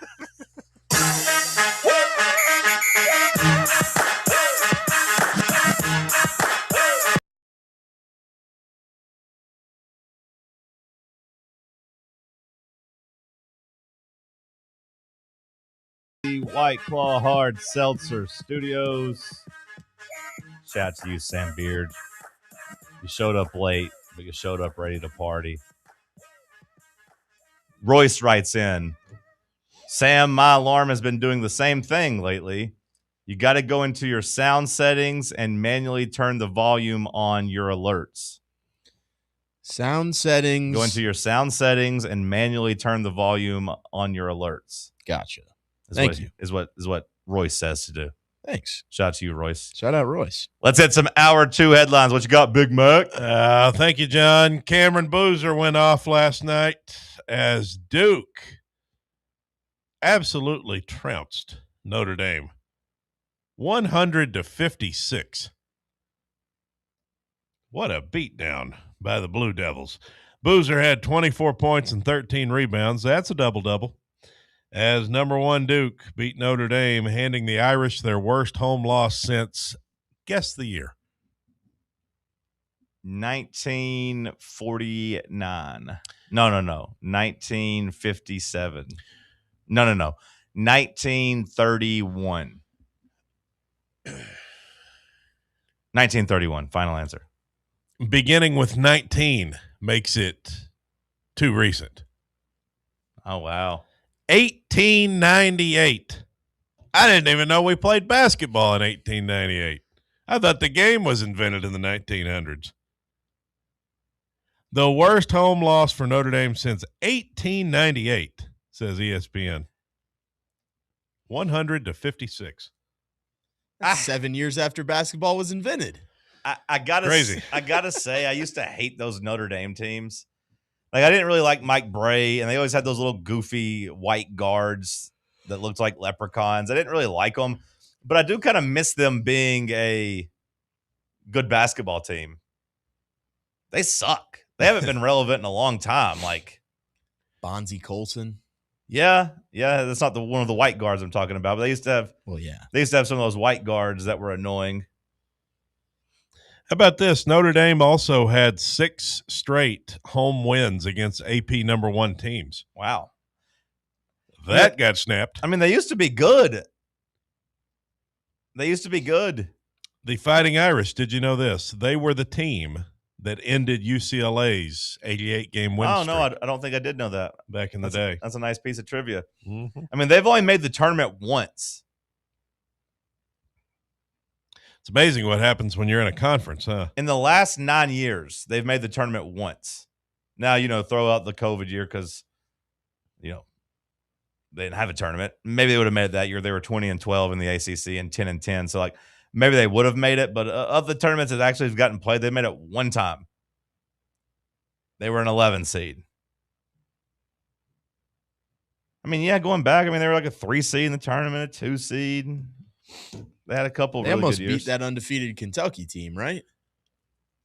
I don't remember that. Not saying they didn't. I'm just saying I don't remember that. That was what, 2014, 2015? Yeah, they went to the regional final. They almost beat them in the Elite Eight. Let me look it up. I remember that one for some reason. That must have been who they lost to the Elite Eight in 2015. They were 32-6 that year. Yeah. Yeah. What was the score of that game? 68-66. Oh, yeah. Yeah, they were right there. Darn. Could have made the Final Four. Number 19, BYU upset last night after Central Florida drained 14 3-pointers. Now Mike Bray's just hanging out in Atlanta on the back second row of the Hawks bench. He just coaches with the Hawks. Oh, really? I don't ever really see him do anything. He just sits next to the guy that is the replay decision maker on whether or not they're going to challenge. And he always just looks so unbothered, just sitting there, just chilling on the back second row of the Hawks. Does he have a title with the team? Yeah, I'm sure he does. I just don't know what it is. He's just not the front row is where the main assistant coaches are, and he's just kind of hanging out in the second row. I don't know what he does. He ain't no slick. No, he's still got the slick hair. Him and Gwen Snyder, they both got the slick hair. Central Florida apparently pretty good. He posted on Twitter 2 weeks ago, him and Pat Connaughton. There's one of those white guards. Yep. Yeah, so BYU upset last night, giving up 97 points to Central Florida. They were down 36 too, I'm pretty sure, in that game. And in the second half, maybe it was only like 33, but they were down mid-30s. I'd like to go ahead and be on record, depending on what the matchups are in the bracket. I personally will have BYU as an early exit in the tournament. I think we're going to go in with them being an overrated team because they have an NBA player in DeBonsa. I think they're an early exit. I don't like what I've seen out of them. Well, they're also just banged up. They've lost like their second and third best player. I watched a lot of that game, or I told you I watched all that game on Saturday night against Iowa State, and they were lucky to win that game because there were countless times the ball would just find open shooters, and they sucked. Like, the guys couldn't score. Like, DeBonsa was giving them wide open looks, and they weren't knocking them down. I agree with you. They are ripe for an early upset in the tournament, or maybe it won't even be an upset because they'll probably be a 7 or an 8 seed. Yeah, depending on how the bracket lays out, of course. Yeah. Bit of a skirmish last night in the Virginia-NC State game. Did you see that? I did not see that. What happened? I didn't see it either. Oh, okay. I just read about it. Sources say Kyler Murray hasn't talked to the Cardinals. He gone. Kyler Murray and the Cardinals haven't talked. Where's Kyler Murray going to end up? Make your call right now. Hopefully the UFL, so I won't have to watch him anymore. Okay, I don't think he's going to end up in the UFL. Sam, where is Kyler Murray going to end up? The Vikings or the Jets. Okay, you don't get to pick 2 teams. Pick one. I'll say the Colts, just for fun. Little funsies. The Jets. Yeah, the Jets. The Seahawks GM says that it will be business as usual this offseason and that the team sale will not hinder the Super Bowl champions offseason. Super Bowl champions. How about that? Seattle Seahawks. They are selling the team. You know this? Yeah.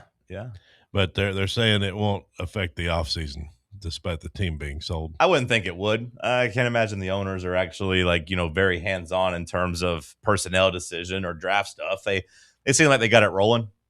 Did you hear yesterday when I told you that Phillip Rivers' son is going to NC State? Yeah, because I remember I said, oh, man, I bet they hate Gunnar Stockton. Ah, yes. Because otherwise, Gunnar Rivers is a really cool name. Yeah, you did say that. Big baseball score yesterday. Tennessee took down Bellarmine. I saw all the NC State fans going after Shannon Terry and the recruiting industry just because Gunnar Rivers dropped 40 spots whenever he committed to NC State. He was being looked at as a big time top 35-ish prospect until he went to NC State, and then they immediately started dropping him. Yeah. People were fired up about that. Interesting. Vols took down Bellarmine. And guess what happened to the Arkansas Razorbacks? Lost. The same thing that happened to LSU. Yeah. And UCLA. And Georgia Tech. And Oklahoma. And 1, 2, 5, 6, and 13 lost in the midweek yesterday. Some are calling it Upset Tuesday. Yep. 2 of the top 6 went down. Or, 4 of the top 6. Hogs got whooped by Arkansas State, which is they take that personal. So that one had to sting. The Red Wolves beat them 12-4. And then, Georgia Tech lost, to Georgia State? Georgia State beat them 9-4. McNeese got LSU 7-6, and San Diego State got UCLA 4-3. Can't win your midweek game? Can't relate. Does that make you feel better about what happened to us this last weekend? Because we lost a series. Yeah, I agree. A weekend series is a lot different than a midweek game.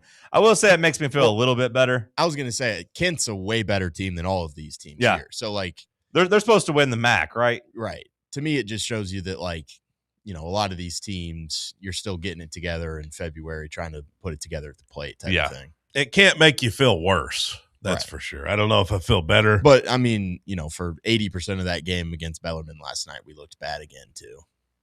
Oh, yeah. No, we blew it open in the 7th inning? Mm-hmm. 7 runs in the 7th. Yeah, no, we blew it open. Although, hey, I think we know there's talent on this team and in this offense. They just kind of got to get some confidence. So I will say that one inning might flip your fortunes and the guys kind of get loose and Blaine Brown's oh, yeah, I am good. I can hit the ball. I was in a 0 for 14 slump, I believe I saw.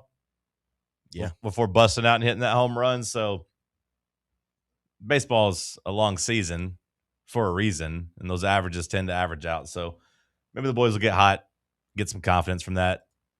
I will tell you, though, it was a bleak feeling being on campus yesterday, looking for the next fan run stars at the job fair, looking for new talent, and being, checking my phone and seeing 1-0 in the 5th inning. I'm like, what the hell? 1-0 in the 6th inning. Oh my God. So we were about to lose this game? No, we didn't. Tennessee football won an Emmy Award. Congrats to the creative team for bringing home an Emmy for the 2024 Dark Mode reveal video. Okay. An Emmy winner for that video. And the SEC has fined Kentucky's Mark Pope $25,000 for his conduct and comments about the officiating against Auburn. He didn't say it. Mitch, if those MFers try to find me, they can't. I didn't say a word about how they cheated us, Pope said on Saturday.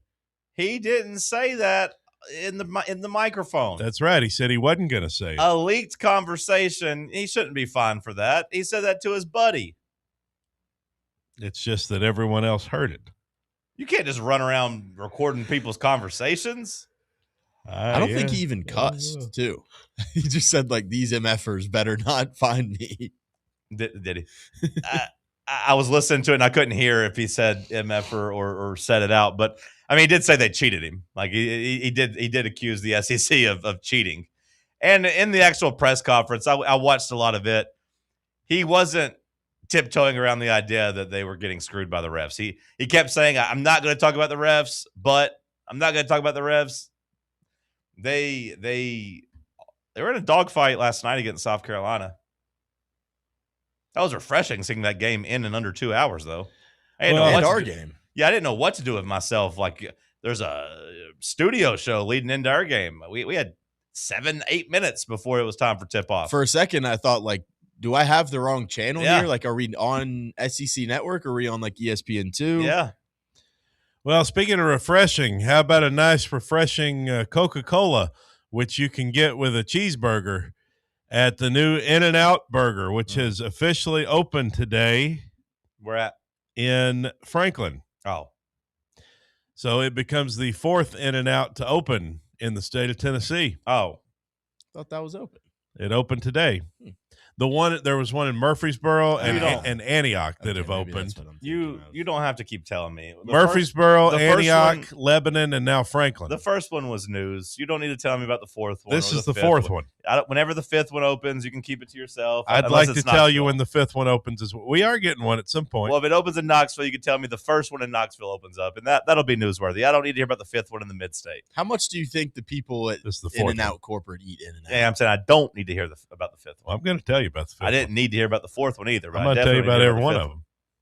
I'm going to tell you about all of them until they quit opening. I'm going to tell you every single one. No, you're not. I'm You going to ain't- try you- to. You don't have the work ethic. You don't have the follow through, the want to. I'm going to try to. You'll get tired I'm of going it. to try to remember them all. By the 7th or 8th, you'll give up. More burger news. The Big Arch officially debuts in the U.S. on March 3rd. What the hell is that? It's new McDonald's burger. Oh. It's got beef and a bun. Okay. And lettuce, All right. pickles, it looks like. Sounds like a regular burger so far. Some kind of sauce. And what's this cheese, Sam? What makes the Big Arch special? Different kind of cheese. I White think. cheese, White cheese. fried onions, I think, on it. William gave us a whole Yeah, it's just a different Well, kind of burger. You're forgetting the new sauce. The new sauce is the hammer there. That's the hook. I'm not a big fan of burger sauce. New Big Arch sauce. I hate Big Macs personally. Yeah, I don't eat Big Macs either. Big Mac's a great scam. It's a big scam. It's just a McDouble meat. Except you're paying like $6 for it. And I do love me a good quarter pounder. Double cutie pie with cheese. It appears the Big Arch will have the cutie pie meat. Double cutie pie? That does look good. I wonder what the sauce is going to be. I don't really like burger sauce. I No, just me like neither. mayonnaise. Me neither. I'm a mayonnaise man myself. Really? Yeah. Yeah, I'm a mayonnaise man myself Mayo? too. I like mayo. That's how you get to be our size, Sam. I'm just Yeah. a mustard guy. Well, there you go. That's why you're Mustard. fit. Mm-hmm. I like ketchup and mustard on some burgers. Like I've- if I'm getting a low rent burger, like if I'm getting like a double stack or something small, I'm like ketchup and mustard only. I like that. But if I get the big burgers, I like mayo. I've had a big change in my preference in condiments recently. Actually, Like ketchup has really slipped down my ranking. Actually, I like mayo when I'm at restaurants. But when I get a double quarter pounder, I get ketchup and mustard only on it. It's like for the McDonald's burgers. But when I'm at a restaurant or I'm at home, I go mayo. I go mayo and mustard on my sandwiches. I don't even like. I don't mind mayo on a burger. I just never am the one to go put it on my burger at home. Sure, but like if some fast food places put mayo on it, and I have no problem with it. I don't eat a prefer burger mustard. without mayonnaise. I think I mayo? just don't trust the mayo Sometimes. at like McDonald's. I think is what it is. I'm not big on their mayo. Their mayo has a little bit of a kick to it. I like it. It has a little bit of a. I like that on the McChicken. You ever have Burger King's mayo? I don't go to Burger King. Well, if you ever do, they have good mayo, but it's real clump. Sometimes you get a big clump in your mustache, and it's kind of too much. Sometimes you bite into the double Whopper, and real ones know. They know what I'm talking about. Did you guys see where Sir Isaac Newton died a virgin? Damn, that's a tough look for the science boys. Despite having an estimated IQ of between 190 and 200, experts believe Sir Isaac Newton died a virgin. I don't think it's really news. It's just a tweet that I saw. That's tough. Yeah. You didn't have to bring that up. We didn't need to know that. Let that man be a virgin in peace. I mean, he's been dead a good long time. Yeah, I know exactly. We don't need to think back to him. And now when I think of him, the first thing I'm going to think of is couldn't get laid. That also kind of feels like a baseless claim. Like, how do you know? Well, that's a tweet I saw. It's a tweet you saw? Yeah. From who? Just a user on X. But like, is it confirmed? I don't know. Well, don't go around spreading this news. You don't want people to think about this. And well, Cody told me he was a virgin. You don't know. You weren't there. What if someone tweeted out of some random account, Cody McClure is going to die a virgin? You know, like, are you just going to believe that? I think everybody knows I'm not a virgin. So. Well, they'd have to specify asterisks unless he paid for it. But like, also not true. But you wouldn't. I've told you the story on air of me losing my virginity to that goth girl. You wouldn't be alive to defend yourself, though. She was playing heavy metal music, and I was scared. That's the point. But I did it anyway. Sir Isaac Newton's not here to defend himself. You wouldn't be here. Well, you just think being such a renowned scientist and such a successful person. I mean, surely he could have had sex one time. Well, maybe he did. Again, you're just taking some random game. On the internet, they say Sir Isaac Newton died a virgin. That's all I'm saying. I mean, I can't confirm it. I can't go back in time and interview the guy, but we'd probably be a law short from him if he had to go and please a woman every now and then. Exactly. He was, what'd you say, dedicated to the game? Married to the game. Yeah. I mean, good for him. Would we have gravity without Sir Isaac Newton being a virgin?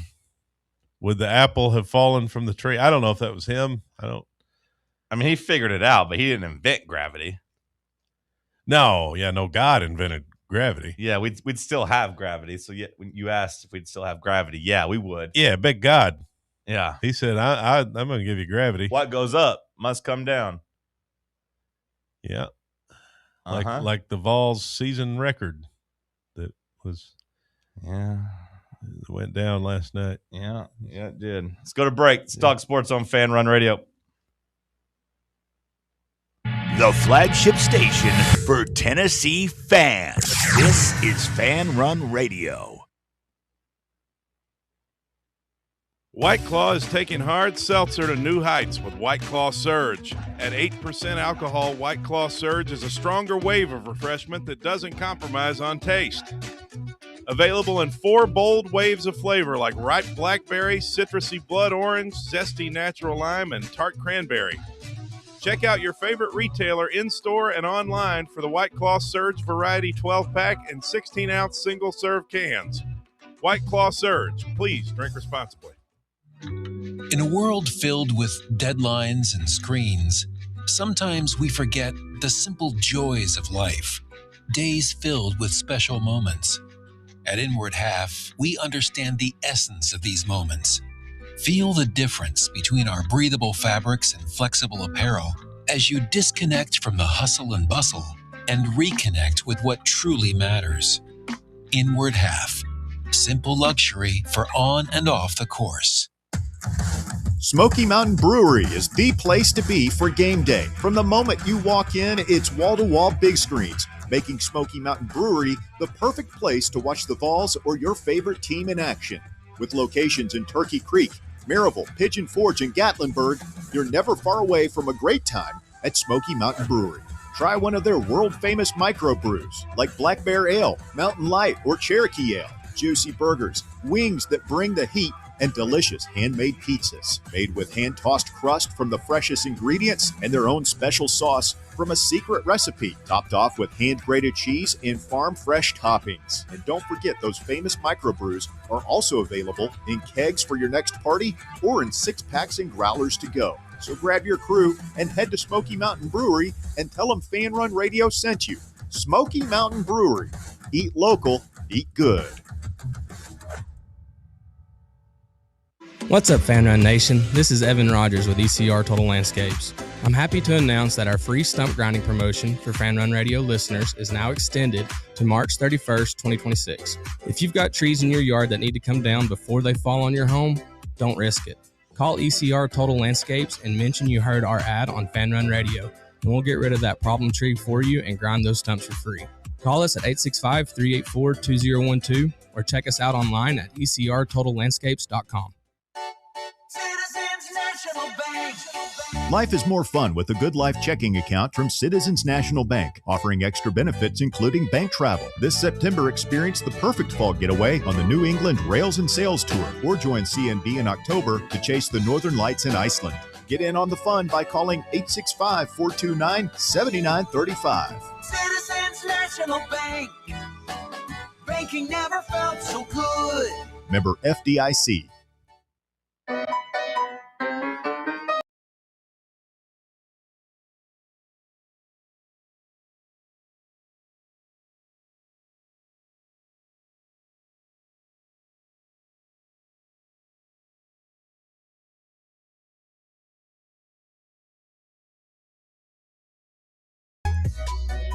Want to remind you that Barley's has live team trivia tonight. General team trivia firing off at 8 p.m. Sports trivia tomorrow. I don't reckon we'll be there. I like playing sports trivia with the boys, but then we have to basically accept Cody won't be here on Fridays if we play sports trivia. I was going to say, maybe it's best I don't come to these things anymore. It's hard for me. You were a good teammate last Thursday. Not really. No, you came up with some good answers now, or at least the NASCAR question. You came up with the NASCAR question, was good, and you got us to the right answer on Kurt Warner. The question was, what wide receiver has caught the most touchdowns for Kurt Warner? And you got there not so much by giving us the answer, but by just telling me, looking at me and saying, trust your gut. I tried to tell you to trust your gut on that one that you had with Sam, but we don't have to bring that up. Me and Sam have made peace with that. You don't have to bring that back up. Mistakes were made by both parties. No one's perfect. It happens. Yeah, I get it. Me and Sam have moved past it. Yeah. Well, the more I thought about that one, I did think Larry Fitzgerald. I just needed you to confirm how many years he was in Arizona. Yeah, once we got the logic, I was like, Larry feels like the right pick here. I was like, Larry's the second highest touchdown receiver of all time. You must remember. But I was like, that seems a little obvious. But then I was like, hey, he wasn't with the Rams long enough, and Bruce and Holt are going to split it, and yada yada yada. And you said, John, just trust yourself and trust your gut. And I said, damn, Cody, thanks, man. Yeah. Yeah. And we got it right. Yeah, we did pretty good. So you were needed there. It's just that last question. Had you guys listened to me a little deeper maybe on that last one, when I said there'd be multiple Dodgers. The problem was I didn't know who they'd be. You also said Yamamoto. Well, I also said Freeman and Betts, but I didn't know who would be. Right, that was part of the problem. Yeah, and it's not like we could just say 4 Dodgers, although I guess we should have. Yeah, looking back, I think we didn't kind of screw up the strategy there because obviously we did. Yes, yeah. Obviously we missed the question. We knew that we got the hint of there's only one in the AL, and we knew that Shohei was going to be one of them. So and you needed 4 out of the 5, so you got 2 with Shohei and Judge. Sure. And if we just guessed all of the Dodgers, we should have. You would have just been able to. We should have said Shohei and Judge because those were locks. And then we said get 2 of the next. And then we should have said Yamamoto, Freeman Betts. Yeah, Freeman Betts, Yamamoto. What did you say about Larry Fitzgerald, the second most receiving touchdowns all time? Is that not true? No. It's not? No. I thought he was number 2 to Jerry in all categories. No. Is that just yards? I mean, maybe yards, but no, he's behind Randy Moss, T.O., Chris Carter, and Marvin Harrison. Okay, well, yards, he's number 2. Okay. I'm pretty sure if you look up yards. I couldn't remember if it was yards or touchdowns. Yeah, no, Jerry Rice, all his statistics, man, they're crazy. Jerry, I talk about it all the time with my friends. Those are some of those records that'll never be broken. Yeah. Jerry put up major league numbers. I'm interested to see if anybody even catches Moss or T.O. and gets 156. Jerry Rice touchdown catches and yards, I think, are 2 things that won't be broken. Right up there with Richard Petty wins in NASCAR. That's another one that'll never be touched. 200 wins. Jerry Rice finished with 197 and played 20 years. So kind of like Tom Brady, the longevity. And he wasn't necessarily great his last couple of years. No, but it's still pretty damn good. But yeah, when he was 41, 42 years old and still, he caught 9 touchdowns the year he was 39. He caught 7 touchdowns and had 1,200 yards the year he was 40. So, like wide receivers, they don't make it like into their mid-30s anymore, and he was doing it when he was 40. So Mike Evans could be Mike Evans for another 10 years and still not catch Jerry. Well, it's funny you say that because Mike Evans has played 11 years, or maybe 12 years, 12 years, and he has 108 touchdowns. Yeah. So he's still, 89 behind Jerry Rice. Yeah. Yeah, no, Jerry's he's a GOAT. Like I said, T.O. deserves credit, and Randy Moss deserves a lot. I mean, obviously people know they're all-time greats, but they have 156 and 153 touchdowns, and I don't know if anybody's going to catch them anytime soon either, because when you just look at active guys, who do you think is the active leader right now in touchdowns for wide receivers, touchdown catches? I was going to say Kelsey maybe, but he's not a receiver. I'll count him, but he's not in the DeAndre Hopkins. Oh, there you go. That's a good guess. It's a good guess. He's third. He's been around the league quite some time. DeAndre Hopkins has been around the league quite some time, and I think of him as a good red zone threat. He has 85 touchdowns. Yeah. Yeah, nobody's ever catching. But you look at Moss. I mean, Moss played from 98 to 2012, so that's only 15 years. So, like, Hopkins playing 13, it's not like it's just a longevity thing for Moss. He more than, he doubled him up, basically. Also, Moss, Jerry, T.O., those guys played in an era where defenders could hit you. Like, they got busted in the head and still caught all those touchdowns. Well, that's what I love about Michael Irvin and his rant. I played when there was pain in the game. Yeah, there was pain. There was pain. There was. Yeah. I mean, and I used to love Michael Irvin, but like going back and watching old highlights, I mean, yeah, he's making those big catches across the middle when there was pain. Now, he was numb, so he couldn't feel it, but still a lot of pain, I'm sure. I'll have a hard time putting any of these new age wide receivers ahead of the guys from quote unquote my generation whenever I was in high school. Yeah. Like Terrell Owens and Randy Moss. Like, it'll be hard for them to pass them. Hell, maybe even Marvin Harrison, who, per year had 128 and only 13 seasons. I mean, he was right there on that similar pace. Active goes Devontae Adams, second guess. Number 2, Mike Evans. Number 3, DeAndre Hopkins. Who do you think number 4 is? You said Devontae Adams was what number? He's number 1. Oh, okay. Devontae Adams has 117. Devontae Adams, Mike Evans, DeAndre Hopkins, those all make sense. Who do you think number 4 is on the list? One spot ahead of Travis Kelce, who's number 5. One touchdown ahead of him. Can you give us a hint? Doesn't sound like it. I was trying to think of a good hint to give you. When you think of Travis Kelce, you may think of this guy. Tyreek Hill? Yeah. Too good of a hint. That's actually who I was thinking of. But fast. Then I thought maybe wouldn't trouble be with the law. Yeah. I could have made a dolphin noise, I guess, maybe, but he got cut. Yeah, Tyreek Hill's one touchdown ahead of Travis Kelce. What noise would that have been? I don't even know.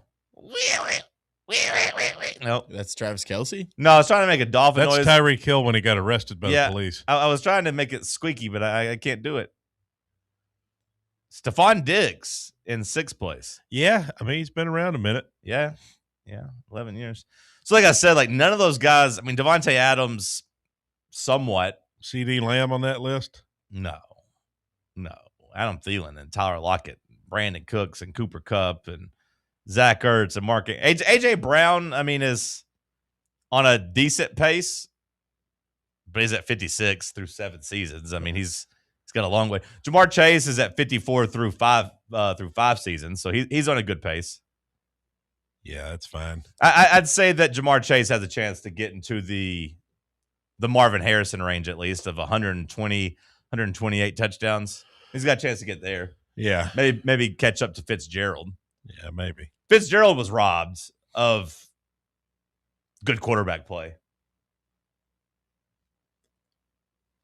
Now, that's a big part of Jerry Rice's success is like, hey, he gets Joe Montana and Steve Young. Yeah, he had some pretty good luck with quarterbacks compared to like Larry Fitzgerald, who had like, hey, here's 4 years of Kurt Warner at the end of his career.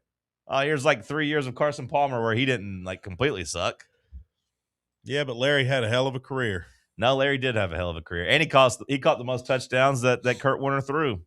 Number 2 in yards, I'm almost certain of it. I hope so for your sake. And that would make sense. I mean, he played 17. Almost certain of it. He played 17 years, so I'd imagine he is.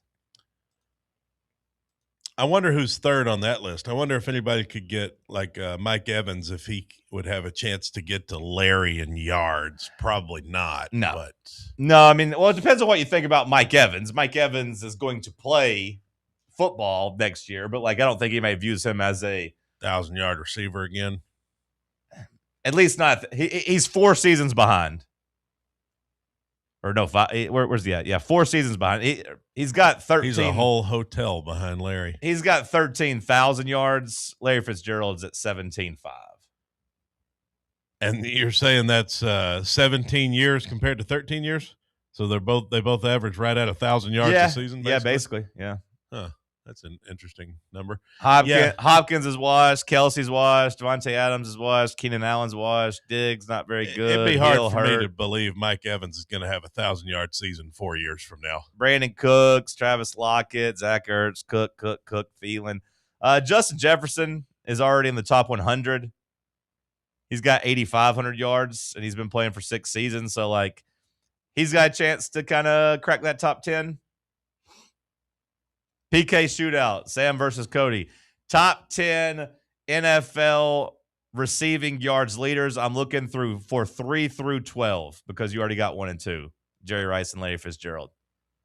3 through 12. Sam, as the young guy, I'll give you the chance to go first. 3 through 12? Yeah, because we already got 1 and 2.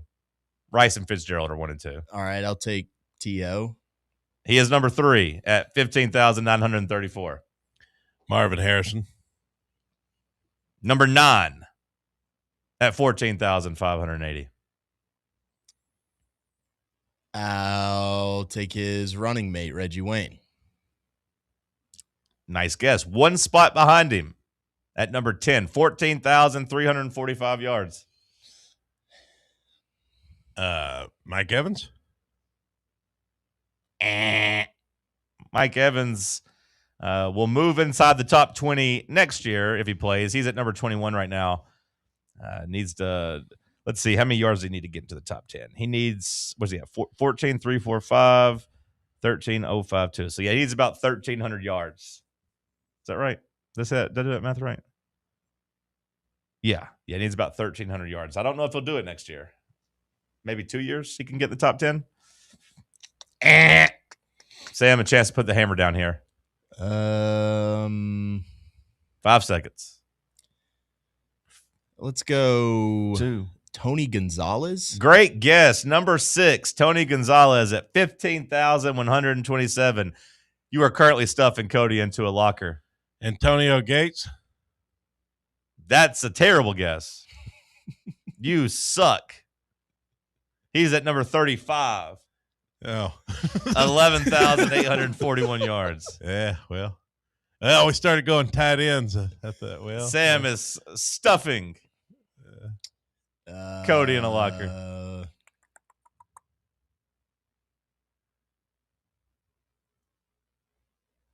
Chris Carter. Oh, I got one. He was a touchdown catcher.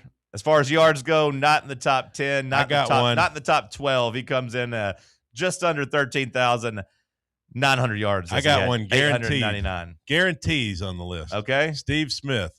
Oh, yeah. Surely. I didn't think that was going to be your guarantee, but you are correct. 14,731 yards. Okay. We're climbing back into it now. You are.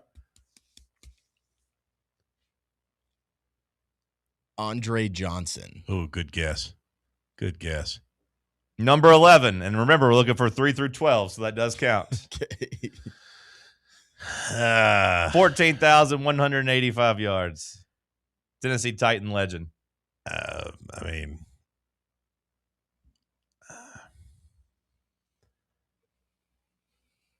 Michael Irvin. Terrible guess. Terrible guess. You don't have to say that. He's there. He's there hanging out with Antonio Gates. 11,904 yards, but he did it in 12 seasons. And remember, when he did it, there was pain. Right. You lose. Sam, you wanna try to run the table? Did we already say Randy Moss? I was gonna say I don't think anybody said Randy Moss. Okay. Randy Moss is number 4. Oh, nobody.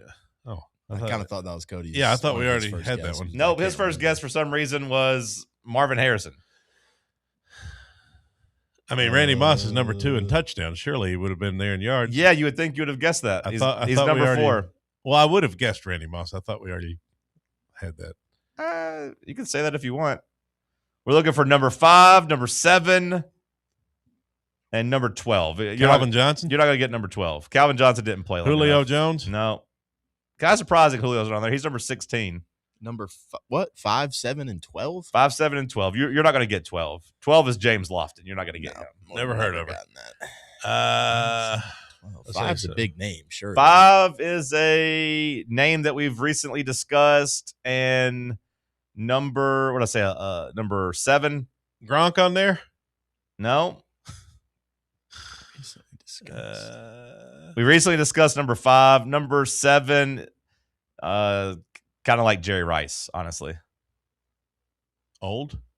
Yeah, played a long time. T.O.? They were teammates for a little bit. T.O.? Kind of forgotten. We already said T.O. He was number 3. Oh. You give up? Can you give us a team? Nope. I told you he was teammates with Jerry Rice. And number 5, we just talked about. He was teammates with Jerry Rice? We actually maybe just brought him up like 5 minutes ago before this exercise. Oh, I don't remember that. Isaac Bruce. Oh. Isaac Bruce. We talked about him at Thursday Trivia. We talked about him. 7. I'm guessing that was 5. Yeah, that was number 5. Number 7, teammates with Jerry Rice. Going once. Going twice. I'm going to give you a hit, then you get 3 seconds. Color. 3, 2. Black. You guys call yourselves sports professionals. Tim Brown. Tim Brown played at Notre Dame. That's right.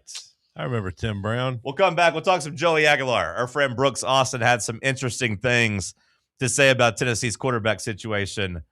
We'll talk about what he said, and Cody will give you his take. Stick with us. Let's talk sports on Fan Run Radio. Can't get enough Fan Run Radio? Download the free Fan Run app and take the best Tennessee sports conversations with you wherever you go. Fan Run Radio, the flagship station for Tennessee fans. This ain't no wishy-washy, limp-wristed, kale-eating, half-ass sports radio station. We're your in-your-face, truth-telling, say-it-loud, flag-waving, face-painting, hardcore, bring the noise, causing a ruckus, don't give a damn sports station. Sports talk that doesn't just hang up and listen. For the fans. This is Fan Run Radio. Get some. What kind of day is it? It's a White Claw day. Grab a pack, grab your friends. Everything else in life can wait. Your friends shouldn't. Let's go. White Claw. Grab life by the claw. Please drink responsibly. Hard seltzer with flavors. White Claw Seltzer Works, Chicago, Illinois. Welcome to Axle Logistics, where excellence isn't just a goal, it's an energy. As a leading third-party logistics company, Axle is powered by an award-winning culture built on a work hard, play hard mentality. Here, the drive for success is contagious and hard work never goes unnoticed. Whether you're just starting out or looking to level up, Axle Logistics is the place to launch your career. Join us and take your ambition to the stars. To learn more, visit axlelogistics.com. Vol fans, reimagine your home at Broadway Carpets and Flooring for any remodeling or building needs. With a variety of carpets, rugs, hardwood, vinyl, and stone, Broadway has all the flooring and installation options you're looking for, including pet-resistant products like Pet Perfect Carpet from Shaw Floors. Visit their showroom in downtown Knoxville or the location in West Knoxville located on Kingston Pike near Pellissippi Parkway today. Hear that? That's the sound of your life. Perfectly imperfect. Beating in rhythm to the world you've created. But every time you drive after drinking, music gets drowned out. Your life sounds pretty great. Don't let a buzz ruin it. Buzz driving is drunk driving. Don't drive buzzed. A message from NHTSA and the Ad Council.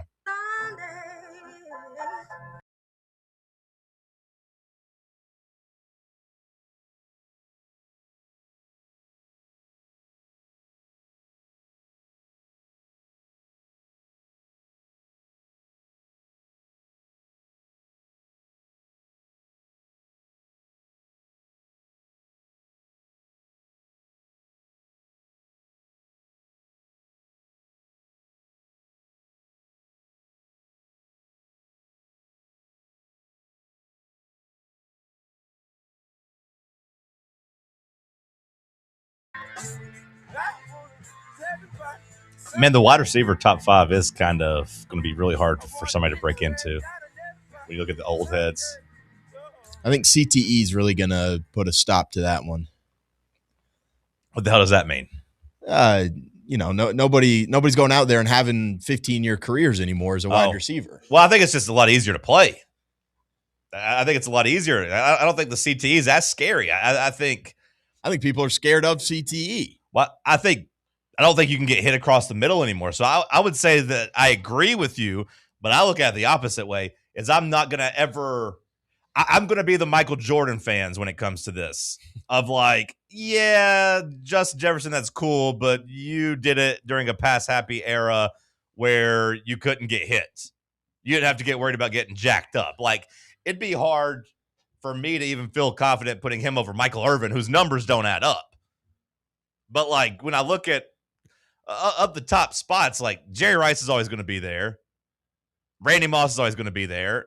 You can't really argue with Terrell Owens and his credentials. When you look at he's going to be top 5 in receiving yards and touchdowns, you can't really not give him his flowers. So, I mean, there's already, 3 spots there? Larry Fitzgerald, I mean, you got to give him his respect. I mean, for the longevity, and there's almost 4 spots there. So, like, getting that last spot is going to be tough for somebody. Maybe number 5 will just be revolving. I don't know. Our friend Brooks. You sound like Darth Vader over there. He was having flashbacks to that coffee lid and having it I all had the way a down his throat dream yesterday. I had a dream about bulldogs. I think it's because I saw a video yesterday of a woman who had like 6 bulldogs sitting on a couch, and she was like talking to them, like giving them a lesson. Okay. I don't know. I saw Aggie outside. She's not a bulldog, but she's a dog. I think I want to get a dog. I recommend against it. I think, you've said that, but I think I spend a lot of time with dogs. Yeah, I understand. I like dogs too. When I see dogs, I like dogs. When Frank shuffles off this earth, I am not getting another dog. I think I spend more time with dogs as someone who doesn't have a dog than anybody. And I'm telling you that you're going to feel better. I am the like prototypical dog uncle. Like I spend more time.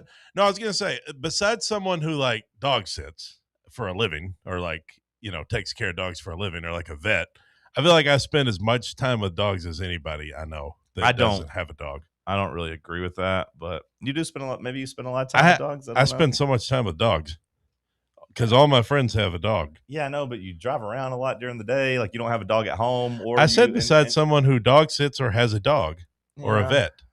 I'm saying as someone who doesn't dog sit or have a dog or is a vet. There's probably a lot of people out there that like work outside that like the owner brings the dog with them and they have to be with that dog all day. Yeah, maybe. Yeah, we have 2 dogs here in the office. Yeah, but you're not ever really around them. I'm around them every morning for like an hour, 3 hours. You're not around it right now. The door is shut. I just pet Aggie. Yeah, but right now you pet it once and then the door shuts. You're just in the same building as the dog. Yeah, right. You spend as much time with the dog as I do. Right. I actually think I spend more time with the dog than you do because I'm here most of the day. And then you're gone. Yeah, but I'm also factoring in different dogs. So are you considering that you are spending time with the dogs right now with the doors closed? Like, yes. Is your meter going? If we wanted to right now, we could open this door and we could whistle and the dog would come in here. Do you feel that way when you're at home and your neighbor has a dog? Yeah. Like you're around dogs in that position? Yeah. Like, because like that's what's happening. You're in your old domicile here. The door's closed. Like, if your neighbor has a dog, you could go knock on the door and ask to pet it if you wanted. Do you consider that being around dogs? Yesterday, I pet a strange dog. A strange dog. He came up and jumped on me, and the owner was like, "I'm so sorry," and I was like, "It's okay. I like this guy." And I was just, "Hey, buddy, I just love them. They're great, aren't they?" They are. And then my friend Brandon, he's got a dog named Winston. Yeah, we don't need. Miles has Stella and a big black lab, Harper. He looks like a silverback gorilla. He's so big. Yeah, we don't need a rundown of all your friends' dogs. Oh, I love that dog. I'm just saying, you're not around a dog right now. He's a good boy. He's a good boy. Yeah. Frank, I see Frank. I hadn't seen Frank in a while, but, from time to time I see Frank. Sure. Yeah. I wish I had a dog. My mom just got a new dog. I think you should maintain just being an uncle. My mom just got a new dog, too. Just be a dog uncle. Little dog What named if you became Rue. a dog sitter? I don't Spend have the time with credentials. dog and Yeah, you have the credentials. All you there's got to like do an is app for it where you just get approved and people go out there and sign I thought up you for needed a to- degree for that. Honestly, you probably should add that into your repertoire of like going to let dogs out. You could just go by and like let people's dogs out for them or take them on a walk. You could probably make some pretty good money there. You'd probably make some pretty good money with your schedule of just like, I don't know if that'd be good for me. Going around at lunch and just I'm letting afraid I'd dogs end out. up stealing. Okay. stealing someone's dog. Yeah. No, not- I think he means going into their house and stealing from Yeah, them. I'm afraid I'd steal. That's good self-awareness. Yeah, it's why I never wanted to get into house cleaning. Okay. That's why you didn't want to get into house cleaning? You were afraid you were going to steal I was from them? afraid I might steal. Okay. Well, I appreciate the self-awareness. Yeah. Yeah, I don't want to steal. That's why I don't do it. So you don't put yourself in that position. Right. I'll make sure I don't invite Cody ever to. Yeah, what are No, you I gonna do? I would never steal from a friend. I would do never know steal from a friend. I let him Jordan. I let him drive the Sonata for a little bit, and all of a sudden my sunglasses got missing from up top. I did know, and my You think I'd steal your And I had sunglasses? $20 in my glove compartment. That ended up gone too. First of all, it was $10, and yes, I definitely took the cash, but I would not steal your sunglasses. You took my $10. Yeah, that's a finder's fee. I mean, that's A finder's fee? I mean, he left some cash in here. When did he do that? He took my money. It was $10. Okay, then send it back to me. It was $10. If it's cash. only $10, send it back. Well, if I left a $10 bill laying on that desk, I would assume somebody would take it. The desk and my car are two different things. Not really. You giving me access to the car gave me access to everything in the car. My sunglasses, including that $10, and my sunglasses ever gone. I didn't take. You probably those. sold that for $10. Hell, it was a good day for you. I don't take sunglasses. I'm not a. Made you a good $20. I'm not a sunglass thief. Brooks Austin. Hell, we ain't got time to talk about it now. Yeah, we do. We only got like 5 minutes left in the hour. Maybe we only got 5 minutes worth of conversation for it, I guess. Brooks Austin, friend of the program. I see where he has made the claim that Tennessee is better off with Joey Aguilar not getting that extra year of eligibility. Grifter.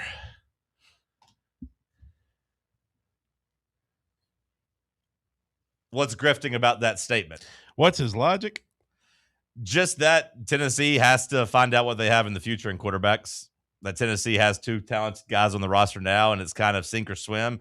And says that having a high-paid high school prospect in year 2, which George McIntyre is akin to having a rookie quarterback in the NFL on year 4, where you have to make the decision if you're going to keep them, invest in them, or find a new guy. So it says like, hey, 2 years for George McIntyre is long enough. We need to find out if he can play or not. Well, I do agree that we need to find out if he can play or not. It's just my antenna goes up anytime a national guy starts to talk positively about Tennessee or tries to spin our negative things into positive. I won't say that he's a national guy. He's still an SEC guy mostly. He's pretty national. Well, I know, but he's still SEC focused. He's not interviewing the president like Josh Pate. But he's paying attention mostly to the SEC. I'm not saying he's not paying attention across the country, but he knows his bread is buttered in the SEC. We should have Ilhan Omar on the show. Ask her some football questions. See if we can get her to be relatable to the American public. Reach out to him. See what you can do. Let me contact the Somalian prince and see if she has any availability. Is that appropriate? I shouldn't say that. So Brooks said that it's a good thing that we're playing. Well, it just says, says that it's time to move on to the future of the program, all those things. I kind of disagree with the way that he calls it, like the NFL rookie thing. I think it's the other way around. I think it's like you have the number 1 overall pick that you drafted on the bench in Faison Brandon, and George McIntyre's in your maybe he's going into his contract year and you're trying to decide whether or not you want to. He's Will Levis in this scenario. Yeah, do you want to invest on the guy who has absolutely no, proof of concept in the system, or do you want to invest on the guy who's the top quarterback in the class? And I don't know. You're back into the same problem that you're having right now if you start George McIntyre next year, I think. Well, not if George McIntyre's any good. I guess, yeah. And ultimately, I mean, that's what's going to come down to is whether or not he's any good. If George McIntyre can play, then I think it goes back to the conversations we've been having about Nico and Joe Milton and everybody. Like, you would rather have a guy that can play that's young versus a guy that can play at the same level that's old. That's not going to be in the program for a while. If George shows he can play and that you have a quarterback for at least this year and next year, maybe 2 years, 3 years, with him being a redshirt freshman, that would be better for the program versus having year 6 Joey, year 2 Joey, year 7 Joey, hell, however many it was. Having him come out, and then you would 100% be in the same position as you would be this year, where you're looking to see, hey, can George play? Because you wouldn't know. You wouldn't know next year if Joey was still here. So from that perspective, like you could see maybe Josh Heupel scramble. And maybe that's halfway through the year. He pulls the plug on George McIntyre and says, nope, this guy can't play. Let's see what Faison's got. Or George is bad, and you're like, hey, Faison's going to beat you out this next year. Go ahead and look elsewhere. And at least you have an answer. That's the logic behind it. Everyone keeps saying this is going to be a quarterback battle. I just think you start whoever doesn't want to transfer, or you don't want to transfer next year, because whoever loses this battle is going to be transferring next year. That's the answer. Is We're the just answer going to start George McIntyre for a year and then not start him the next year? Well, is the answer still not you start who can win more games this year? Because I think Josh Heupel I think Josh Heupel needs to win as many games as possible. Like, and if the difference is 8 versus 7, like I still think you start the quarterback who can win you 8. I completely disagree with that. Okay. And I'm not saying it with a lot of conviction. That's what we said at the end of the season. What's the difference between 8 wins and 7 wins? Well, right? that was compared to a 6-year senior and a freshman quarterback. That's compared to Joe Milton and Nico, a guy that you hoped would be in the program for many years. To me, George McIntyre is still young enough to where you have a future with him. Now, it might not be the high ceiling future, but like I think Josh Heupel just needs to win as many games as possible.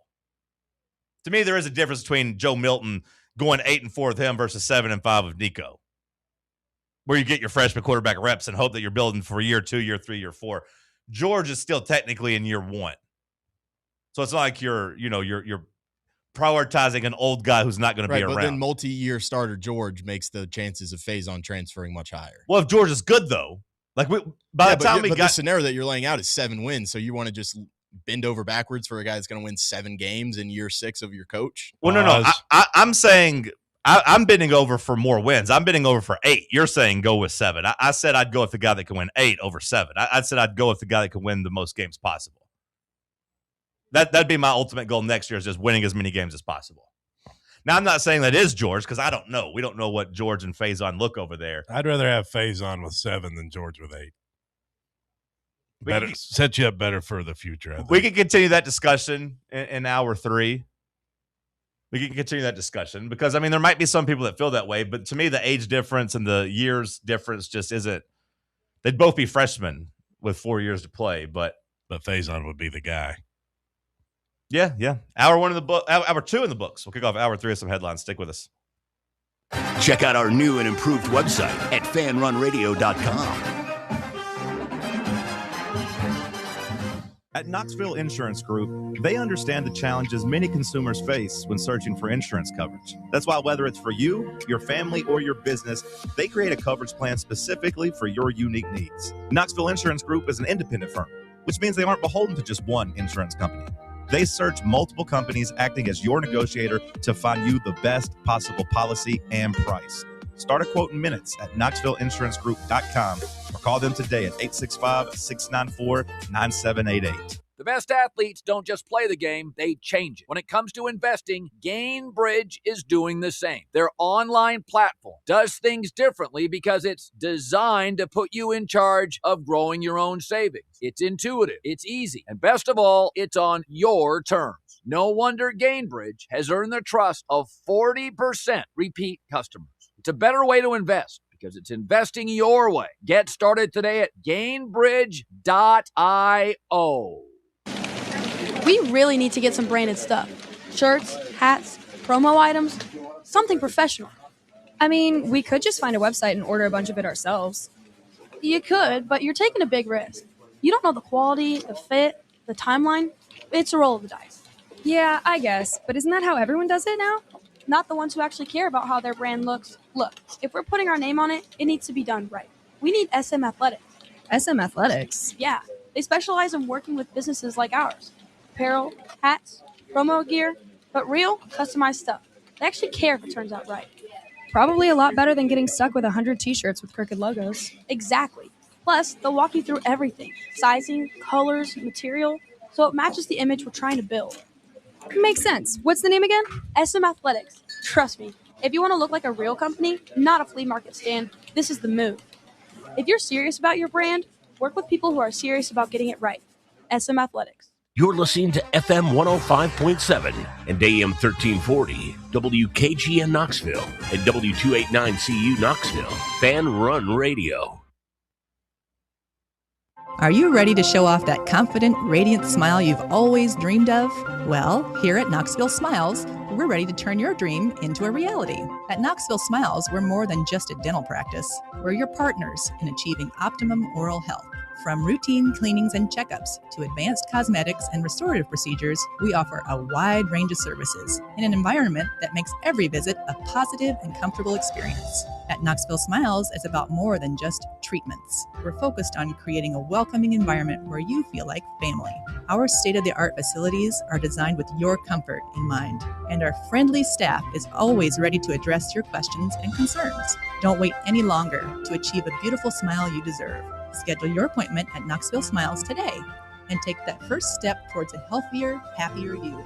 Call us at 865-539-1776 to book your appointment today, or just visit our website at knoxvillesmiles.com.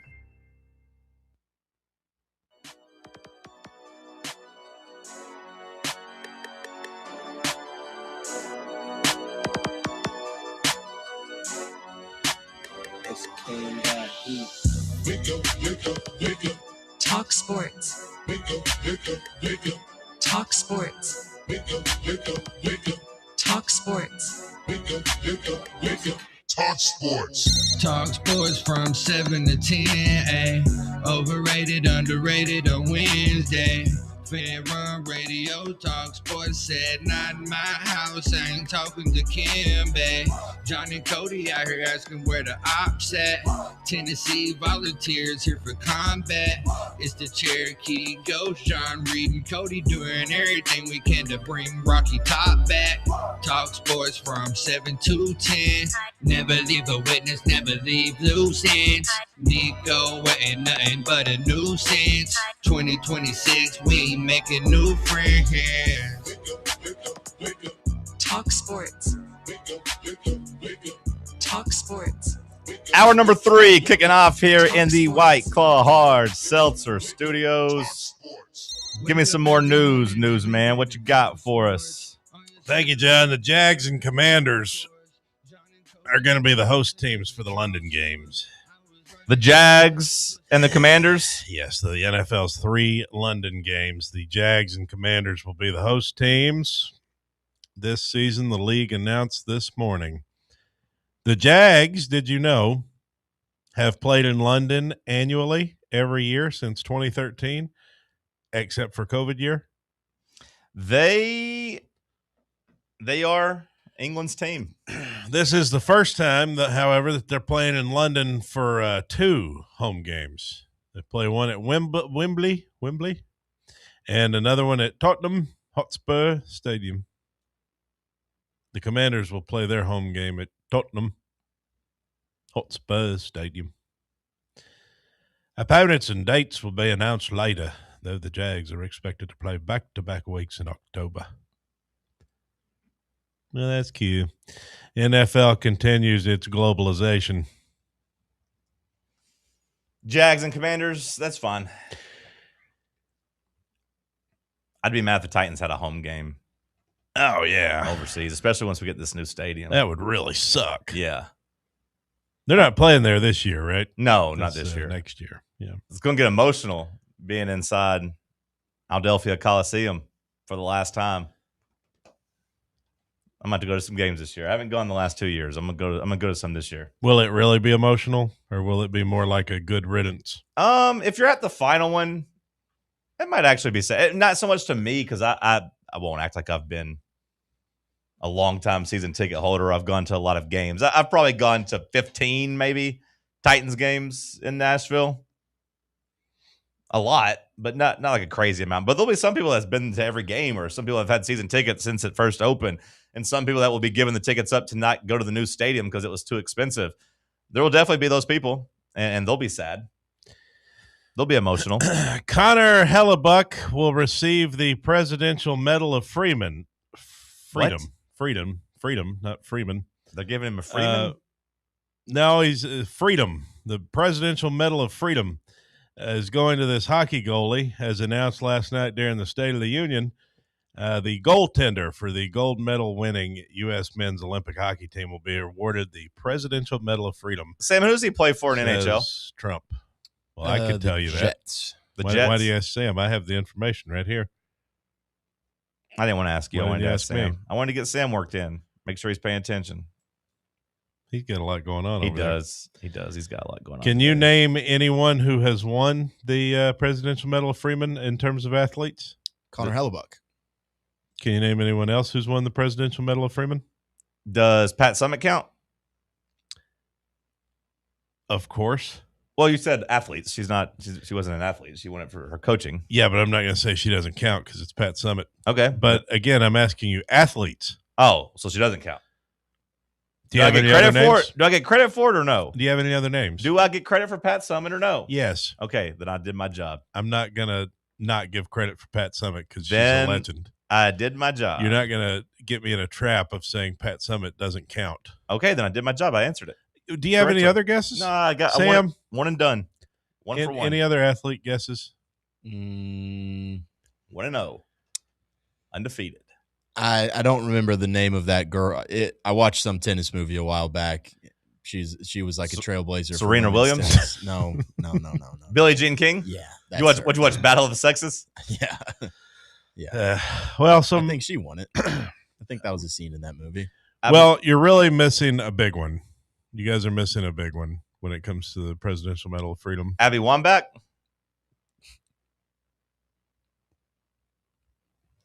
Colin Kaepernick?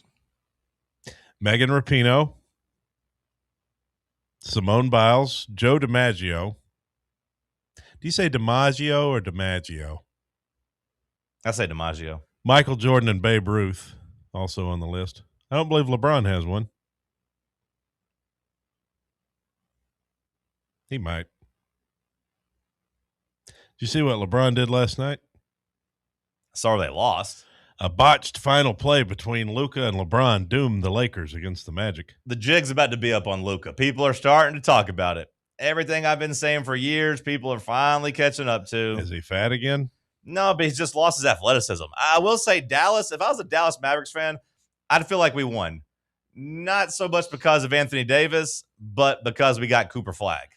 The NBA rigged the lottery to give Dallas Cooper Flag after they lost Luka. And if I was a Mavericks fan, I would much rather enjoy the next 10 years rooting for Cooper Flag versus the next 10 years rooting for Luka Doncic. But now everyone's just talking about how he complains after every play. It has finally become a big national talking point about how he just cries. Yeah, well, that's the NBA for you. Yeah, but he does it worse than everybody. Like he complains about every single play. And people are also pointing out how he's lost all of his athleticism, how he just plays old man basketball, but he's only like 27. Yeah. And like he's cooked, like I don't athletically. like him at all. No, I don't either. I don't like guys like that. I don't either. Complain and they're out there just whining. They play the damn game. And everything he does just feels unethical. Everything he scores is like I'm going to shut up and dribble. I'm going to drive. I'm going to do the herky jerky. I'm going to try to pump fake you 4 times, get you in the air and draw a foul. Like, I just hate watching him play. And I can say that now with confidence because I don't have to watch Trae Young. He's a hoe. Try to draw fouls all the time either. Luka's a hoe out there. He does play like a hoe. He 100% plays like a hoe. Cooper Flagg, he plays ethically. I'm excited. I'm excited for the next 10 years. Wemby versus Cooper Flagg versus Kai Knipple versus Anthony Edwards. Those will be great. Yeah, I'll pass on the nipple guy, but Cooper Flagg versus Kai Knipple's a baller, man. Cooper Flagg versus Wemby, I can get down with. Why don't you like Kai Knipple? The name? I don't like anything about him. Don't like the name. I love watching him Don't play. like the K in front of the N. Don't like the face. Don't like Duke. He doesn't play for Duke anymore. I understand that. He's an NBA player. But I don't like him because of the Duke. That's part of why I don't like him. You hate Cooper Flagg? No. He went to Duke. You know, if you ever listen to me, you would know a year ago I explained this on the air. We talked about this. He went to Duke. It comes down to the face. Kai Knipple looks like a guy whose face you'd like to punch. I disagree fully. I feel like his face looks pretty similar to Cooper Flagg. No. Also, Kai Knipple don't just like looks his face. Kai Knipple looks like just a white guy. What? He just looks like a normal white guy, just a nice little white guy. You wouldn't know Kai Knipple if he walked into SM Athletics right now. What are you talking about? You think I didn't watch Duke play in the tournament last year? I know exactly what he looks like. He's got acne. He's got red cheeks. You could find 15 Kai Knipples in Knoxville right now. I don't like his face. There's nothing wrong with his face. I don't like it. There's nothing wrong with his face. He's a nice guy. I like Kai Knipple. He's got a weird name. He's got a weird name. Weird-ass name. I will say that. He does have a weird name. Kai Knipple is a really weird name. You just know his mom drove a Range Rover. I'm not a fan. The weirdest thing is that all of his brothers are also K's. Do we know what their middle name is? I tell you a Con Hunley. Now, that was a con. You ever hear of Con Hunley? I'll tell you a con. That Fire Festival, that was a con. That Bernie Madoff, that was a con. Con Air. Now, that's a movie there. Put the bunny down. You don't have any idea who Con Hunley is, do you? No. Chandler Morris. Was he in the Eagles? No. Chandler Morris. Do you know who that is? Chandler Morris? Yeah. Chandler Morris. Should I know him? Who is that? I feel like this name has started to pop up. Very important. Is he? Huge name. Is he an athlete? Oh, yeah. He is an athlete? Okay, Yeah. Connor Morris. No, Chandler. Chandler Morris. Doesn't sound like a hockey player. Quarterback for Virginia. I was getting there. And he's suing the NCAA for a 7th year of eligibility. That's a Virginia thing to do. Now, what's that mean? What do you got against Virginia? I'm glad we don't have to sit here and pretend like that's okay anymore. I'm glad. You know what? The lawyer from the NCAA, I'm glad we can finally admit he was right. We are better than this. And I felt that whenever he made that case in court 2 weeks ago and he said, we're the Vols, we're Tennessee, we should be above having to go out and sue the NCAA to have an eligible player play like we're desperate. We should be above that. I agree. And now that I can say it, this guy from Virginia is a loser. Charles Bediako is a loser. Go get a job you hate like the rest of us. John Summerall tells Andy Staples he felt like he was talking to himself during a conversation with Urban Meyer. John Summerall. This guy sucks. I don't like John Summerall. I'm ready to say that too. Like I was trying to be. That's how I feel about Kai Knipple. No, Same thing. But I have reasons. Yeah, me too. I have reasons to hate him. This guy's trying so hard to be like Lane Kiffin. He's trying so hard to make himself like a personality. He's really trying to ride the line. He's almost teetering onto like Butch Jones territory, I feel like. But see, Butch Jones, I don't think Butch Jones would ever come out and say, you know, I was hanging out with Nick Saban and I saw a lot of myself in him. I was hanging out with Philip Fulmer and I was like, you know what? That's my spirit animal. No, that's what John Summerall is trying to do. What a crazy statement. We both love rubbing young girls from behind in the bar. Like, what? Doesn't make you special. I also kicked my kicker in the shin when I walked by him. Remember that when Urban Meyer was abusing his kicker? No. In the NFL, he said he was like stomping on Jason Myers. Was it Jason Myers? Is that his kicker at the time? That's the guy with the Seahawks. Well, I know he's with the Seahawks now, but who was he with the Jaguars Super Bowl first? MVP. No, I know that, but he wasn't really, but he should have. Was he with the Jaguars back then? Yeah, probably. Maybe he wasn't. No, Kent was. No, not Cam Little. No. Yeah, he was with the You're Jaguars. thinking of Dicker, the No, kicker. he was with the Jaguars, but that was in 2017. You're thinking of Sebastian Janikowski. That wouldn't have been Urban Meyer's year, right? When was Urban Meyer with the 18, 19? When was Urban Meyer with the? Oh, no. Maybe Adam Vinatieri. 20? Like 21. 19? Was Yeah. it not Trevor Lawrence's rookie year? It wasn't Trevor Lawrence's rookie year? Graham Gano, I think, is who you're. Tom's kind of escaping me these days, as we've talked about. Jeff Hall. I do remember Jason Myers with the Jaguars, though, but that wasn't him. I don't know who the kicker was. Josh Lambo. Okay. Yeah, that's another kicker. Starts the J. We talked about how you build a football team, and that's something I'm very passionate about. I felt like I was talking to someone. I was able to tap into their wiring a little bit. It felt like I was talking to myself a little. That's what Summerall said about Urban. So That's you're funny. rooting for him with the Gators? No. I'm rooting for him. I said I hate him. Oh. I hate his stinking guts. Well. He makes me vomit. It's a little He's aggressive. scum between my toes. You know, he's just a guy. Yeah, I don't like him. He's just a guy. I'm just a guy. If I can't hate another guy, what the hell's the point of all this? You hate Con Knipple. Why can't I hate John Summerall? At least I'm hating a Gator. I don't know. Someone in the chat's very upset with me for mentioning Ilhan Omar.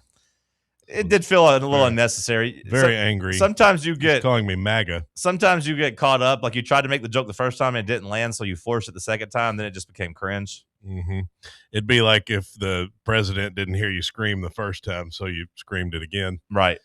Yeah. Is that what happened? I get what you mean. Is that what happened? I don't know. It's obviously not a real fan of the show, though, if they think I'm MAGA. Calling me MAGA, I mean, that's a little ridiculous. There's nothing wrong with being MAGA. You're pretty MAGA. I'm not MAGA. Don't take offense to it. You're pretty MAGA. No, I'm not. They call me a snowflake. They call you MAGA. Anyone who's a real fan of the show, anyone who's a real fan of the show knows that we just talk. We just talk. I have and beliefs. We say things. I have beliefs. I try to be consistent on my we beliefs. Just say things sometimes. You know, you're just afraid to come out as MAGA. It's fun. I'm not MAGA. There's nothing wrong with it. As if I've never said anything negative about Trump. Not really.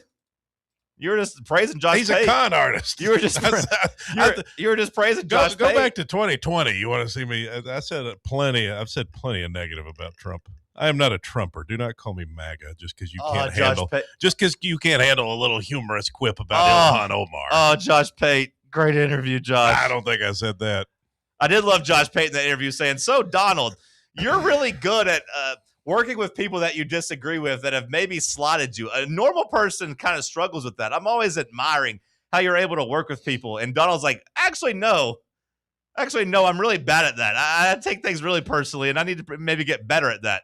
Terrible question, Josh. Also, Josh says in the chat that he plays basketball with a guy who works at the Starbucks I go to, and that guy says I'm nice. And I'm trying to figure out who that would be. It's really funny that It Josh must would be be like, Will. Hey, it's really funny that Josh would be like, "Oh, hey, do you know there's this big fat guy that comes in every day named Cody. Do you know him? I listened to him on the radio." It must be Will Stevens. It must be Will Stevens, because I don't know any other Starbucks employee a guy that would know me by who I am. Would Will say you're nice? Well, yeah, I love Will. I talk to Will all the time. Yeah, but Will's my weekend Starbucks guy. Okay. You know, because he's the closest to me on the weekend. Will's tall. I can During see the him. week, though, I go to Cedar Bluff, but I can't think of anybody at the Cedar Bluff Starbucks who would know me by name. I can see Will hooping, especially not a male. He's tall. He's hella tall. I bet it's Will. It must be Will. Shout out to Will. It's got to be Will. I always liked that kid. I do too. He's a good kid. Plays in a band too. 20 Cats. Shout out 20 Cats. Did you watch his new video? The most recent, maybe not. With him, he's got him a woman. So shout out to Will. He's got him a woman. Oh, congrats. But I say this is woman. They were sitting on a couch playing together. Maybe it was could be a bandmate. Yeah, it could just be a bandmate. Were they making out? No, but they were saying like a love song. It seems as if he has morphed. He's trying to get into the Americana country lane. Oh, yeah. He was singing some like, kind of the Childers, Billy Strings kind of lane was what he was going for. I feel like little Jersey Giant vibe. If you've heard the early versions of Jersey Giant, kind of felt like that. Another commenter writes, "You can tell Cody is getting old because he repeats himself a lot." You can tell Cody is getting old. See, I'm glad that you're reading the chat and that that you see these yourself. That way you don't say that I'm just picking on you. You can tell Cody is getting old because he repeats himself. Go get the papers. Get the papers. Go get the papers. Get the papers. I don't. I like when the chat focuses on the negative things you do and they leave me alone. They don't really comment on you that much. You're the star of the show, man. It's a lot of comments about me, typically. You're the star of the show. Every now and then they'll say something about you. Hey, everybody in the comments, say something nice about John.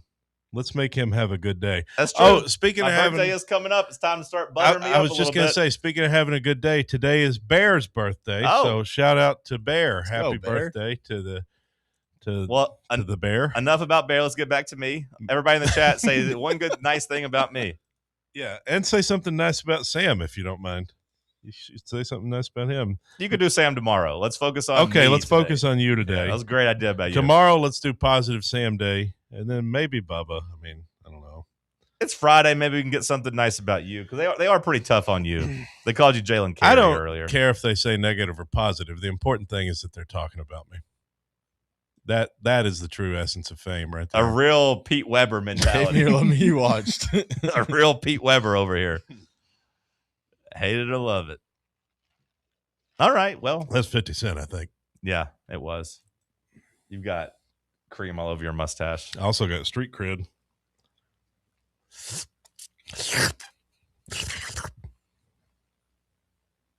Okay, that's a good place to go to break. For the fans, by the fans, this is Fan Run Radio, Knoxville. Hey, Vols fans, Cody Brown here.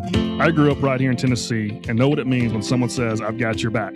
That's why you can trust Farm Bureau Insurance of Tennessee. Whether it's your home, your vehicle, your family's future, or the business you built from the ground up, we will show up for all of your insurance needs. We are Tennesseans who understand what matters, which is doing right by you. Insurance is not all about just paperwork and policies, but it's about the people we insure every day. So if you want insurance that hits home, give me a call at 865-992-3871.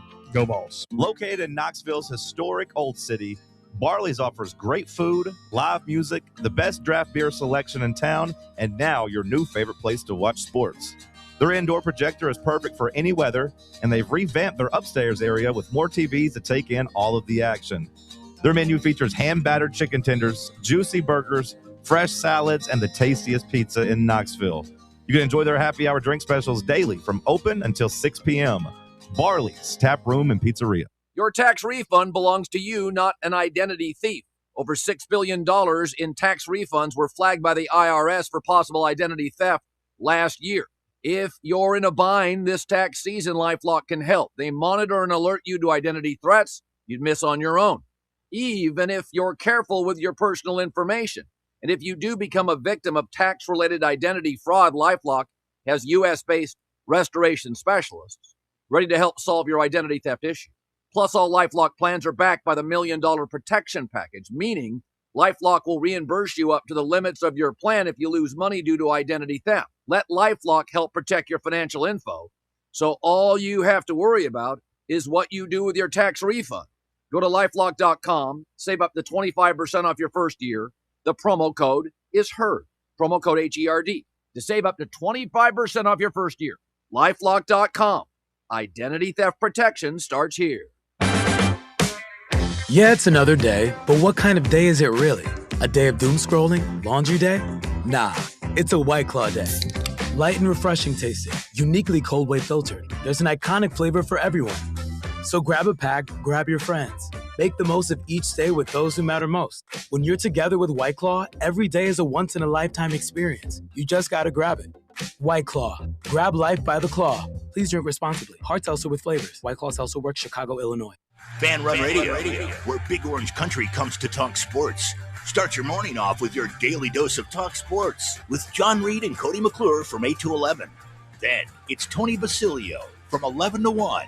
The Playbook with William Pattison from 1 to 3. And The Drive from 3 to 6. It's 10 hours of hard-hitting local sports radio every day, right here on the flagship station for Tennessee fans. This is Fan Run Radio, Knoxville.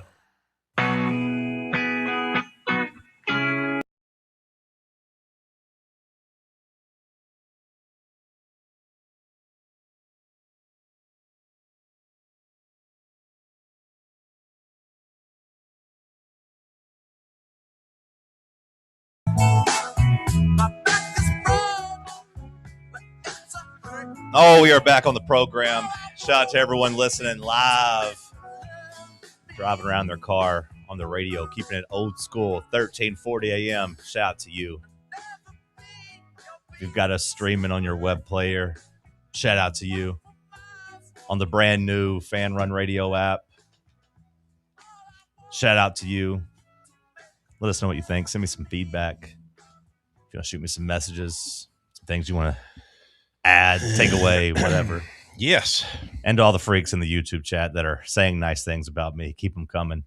I had another nice comment about you. Oh, wow. What was it? John does his homework, knows what he is talking about the majority of the time. That's good. Who said that? Although I do disagree with his take that Arkansas doesn't belong in the SEC. That's fair. Is that from Clint? Football is obviously at a low point, but we can compete nationally and everything else. Female basketball is down as well, but we can run around the track. They are fast. Calling it female basketball is funny. They are fast. I don't know. I didn't really mean kicking Arkansas out of the SEC. I don't really have a problem with them. Who would you kick out if you could kick one school out? Missouri? After last night, yeah, get them the hell out of here. They are the one that I just don't. Nothing about them moves me. Yeah, and I don't really care for Texas A&M either. They don't really feel like they fit or move me either. I like having their weird ass in the conference. I like watching them at the top of the standings in every sport slowly fall. Texas can stay. I don't really care for Oklahoma either. Nothing about them feels Southern to me.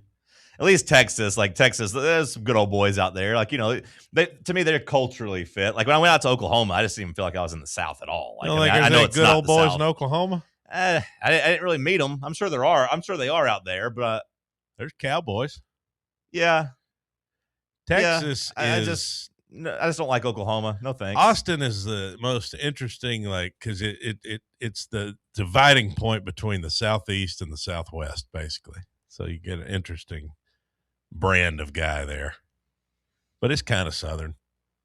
I'm going to get back to the Joey Aguilar, George McIntyre conversation because we're going to have it. Oh, we're going to have it multiple times. I mean, you got more basketball takes you want to get off your chest? No. There's a lot on the Hour One podcast. We can talk about this softball team, how good they're doing. All right, go for it. They're outscoring their opponents 113-5. All right. Something like that. Yeah.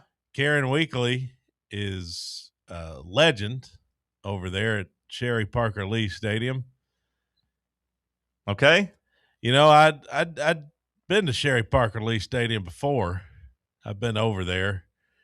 Holly Rowe covered the team over there. I did an Uber ride one time. I took Holly Rowe back to her hotel. She was staying at the Hampton Inn downtown. That was before she lost the weight. Don't forget Sophia Knight, named SEC Player of the Week. She was a nice person. Monica Abbott. Sure. Yeah. New induction to the Tennessee Hall of Fame, Sports Hall of Fame coming up this year. Legend, absolute legend. Ralph, remember Ralph? Mm-hmm. Do you think there's anything to Karen just needing to get Ralph out of the picture? Just making it her sole program, solely her program. It does feel like they went to another level once he left. Seems like it. Seems Was like Ralph holding him back? I mean, it does seem like getting a younger perspective in there does feel like they went to another level. It does feel like the hitting has gotten much better over the last couple of years.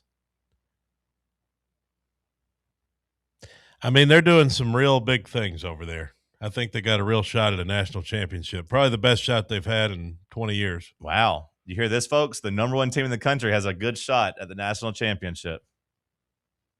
If you want to condescend and patronize and be a jerk just because you don't support women's sports. I support women's sports more than anybody. Buddy. How many softball games you been to? Been to? None. Yeah.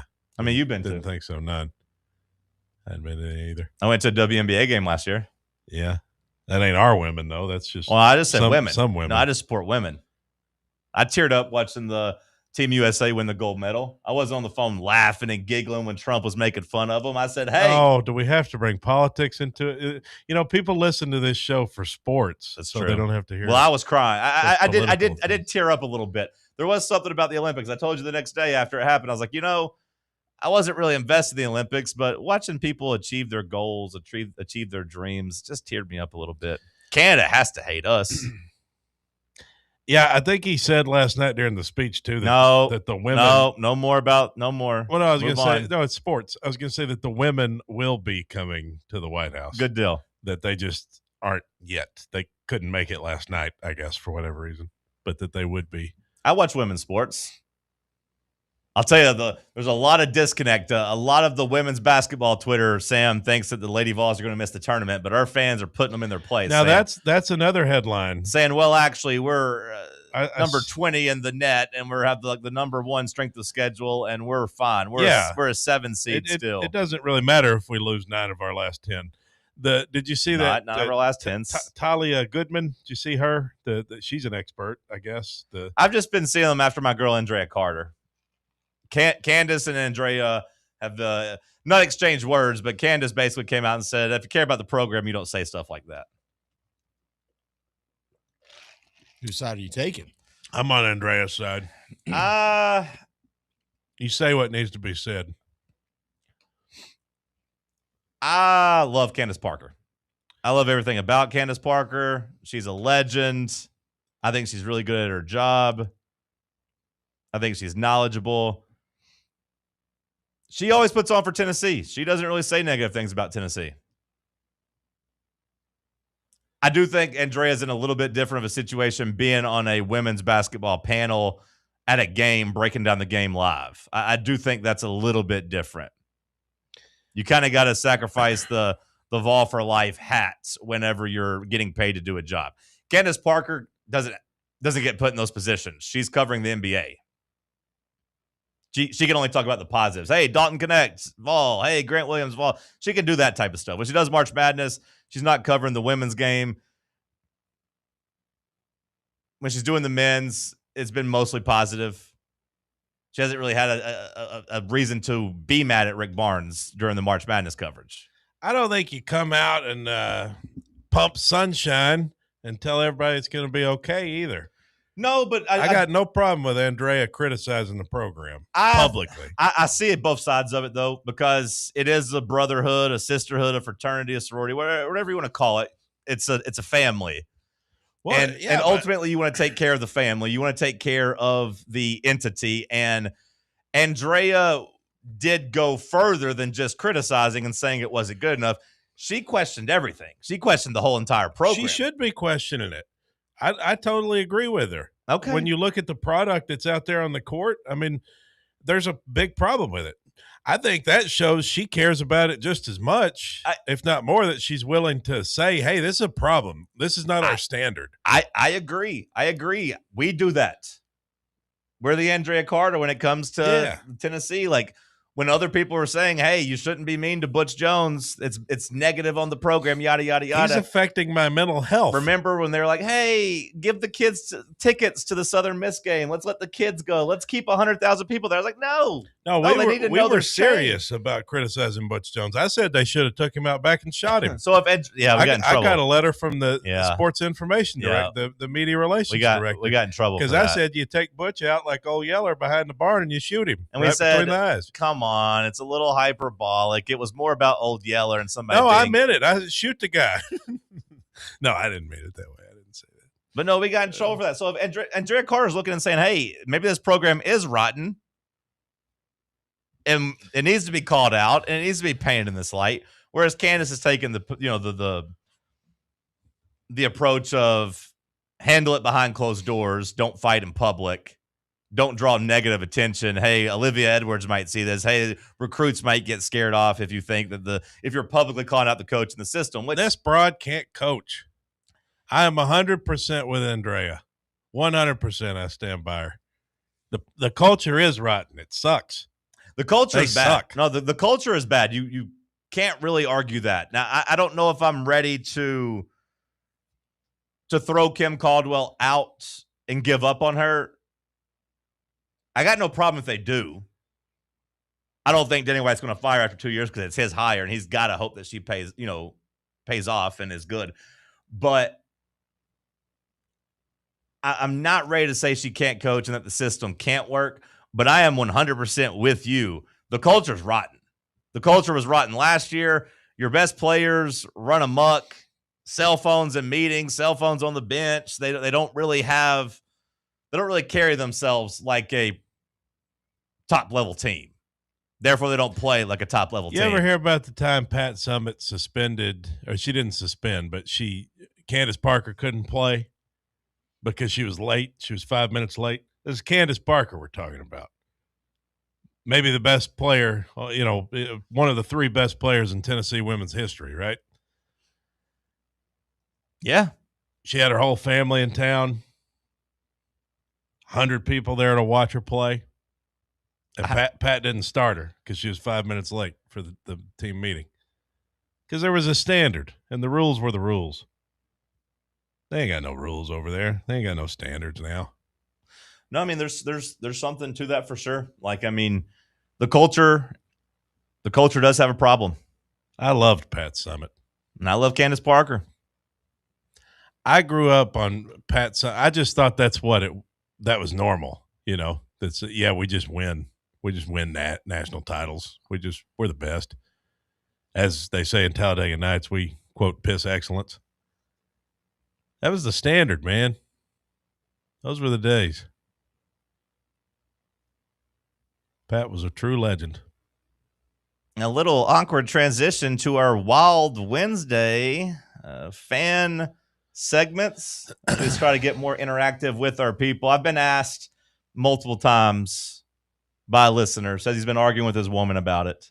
And he's asked us multiple times to do a power ranking. We need to bring power rankings back. The audience has been crying for that.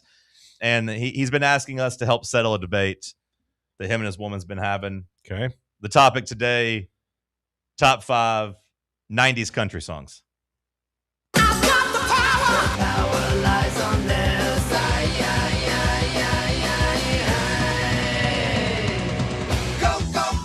Rankings. Go, go, power. Rankings. Go, go, power. Rankings. I need more power. Rankings.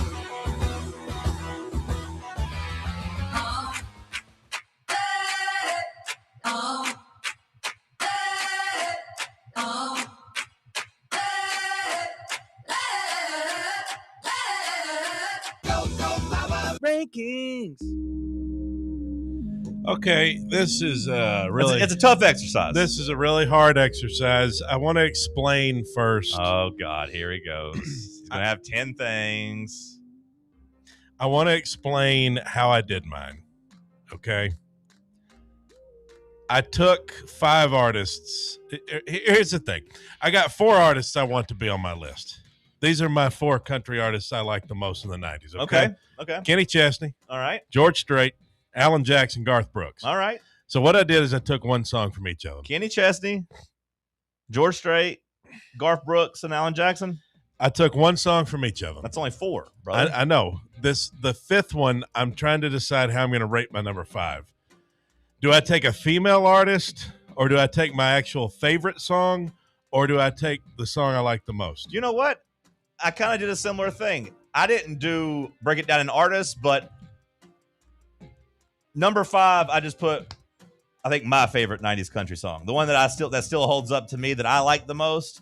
And then the top 4, I tried to make the top 4 songs I thought of the 90s. That kind of represent the era, that still have replay value, that made it out of the decade. So I kind of did the same thing.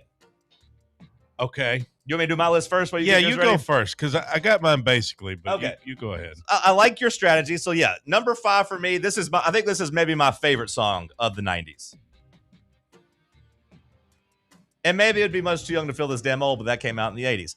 But number 5 for me, I put I Can Still Make Cheyenne by George Strait. I love that song. When that one comes on, that to me is the 90s. That's a cowboy that's broken, that's married to the game, loses a relationship because he's chasing a dream. I think that is a beautiful song. I think it's a beautiful country song. I think it's a country mentality, but really anybody can relate to it. You're chasing your dream, you lose yourself, you lose your family, you lose your woman at home. But hey, got to go now, baby. If I hang up now, I can still make it to the rodeo. I think it's beautiful.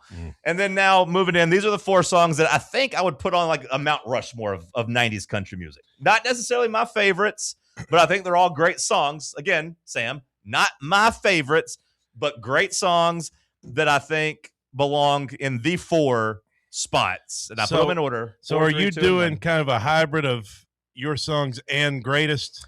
These are the greatest songs. I like them. They're great songs, and I'm putting them in order of how I like them too. Well, I don't know how to really answer that question. I think they're great songs. They're not necessarily my favorite, but they're mega iconic songs. Okay.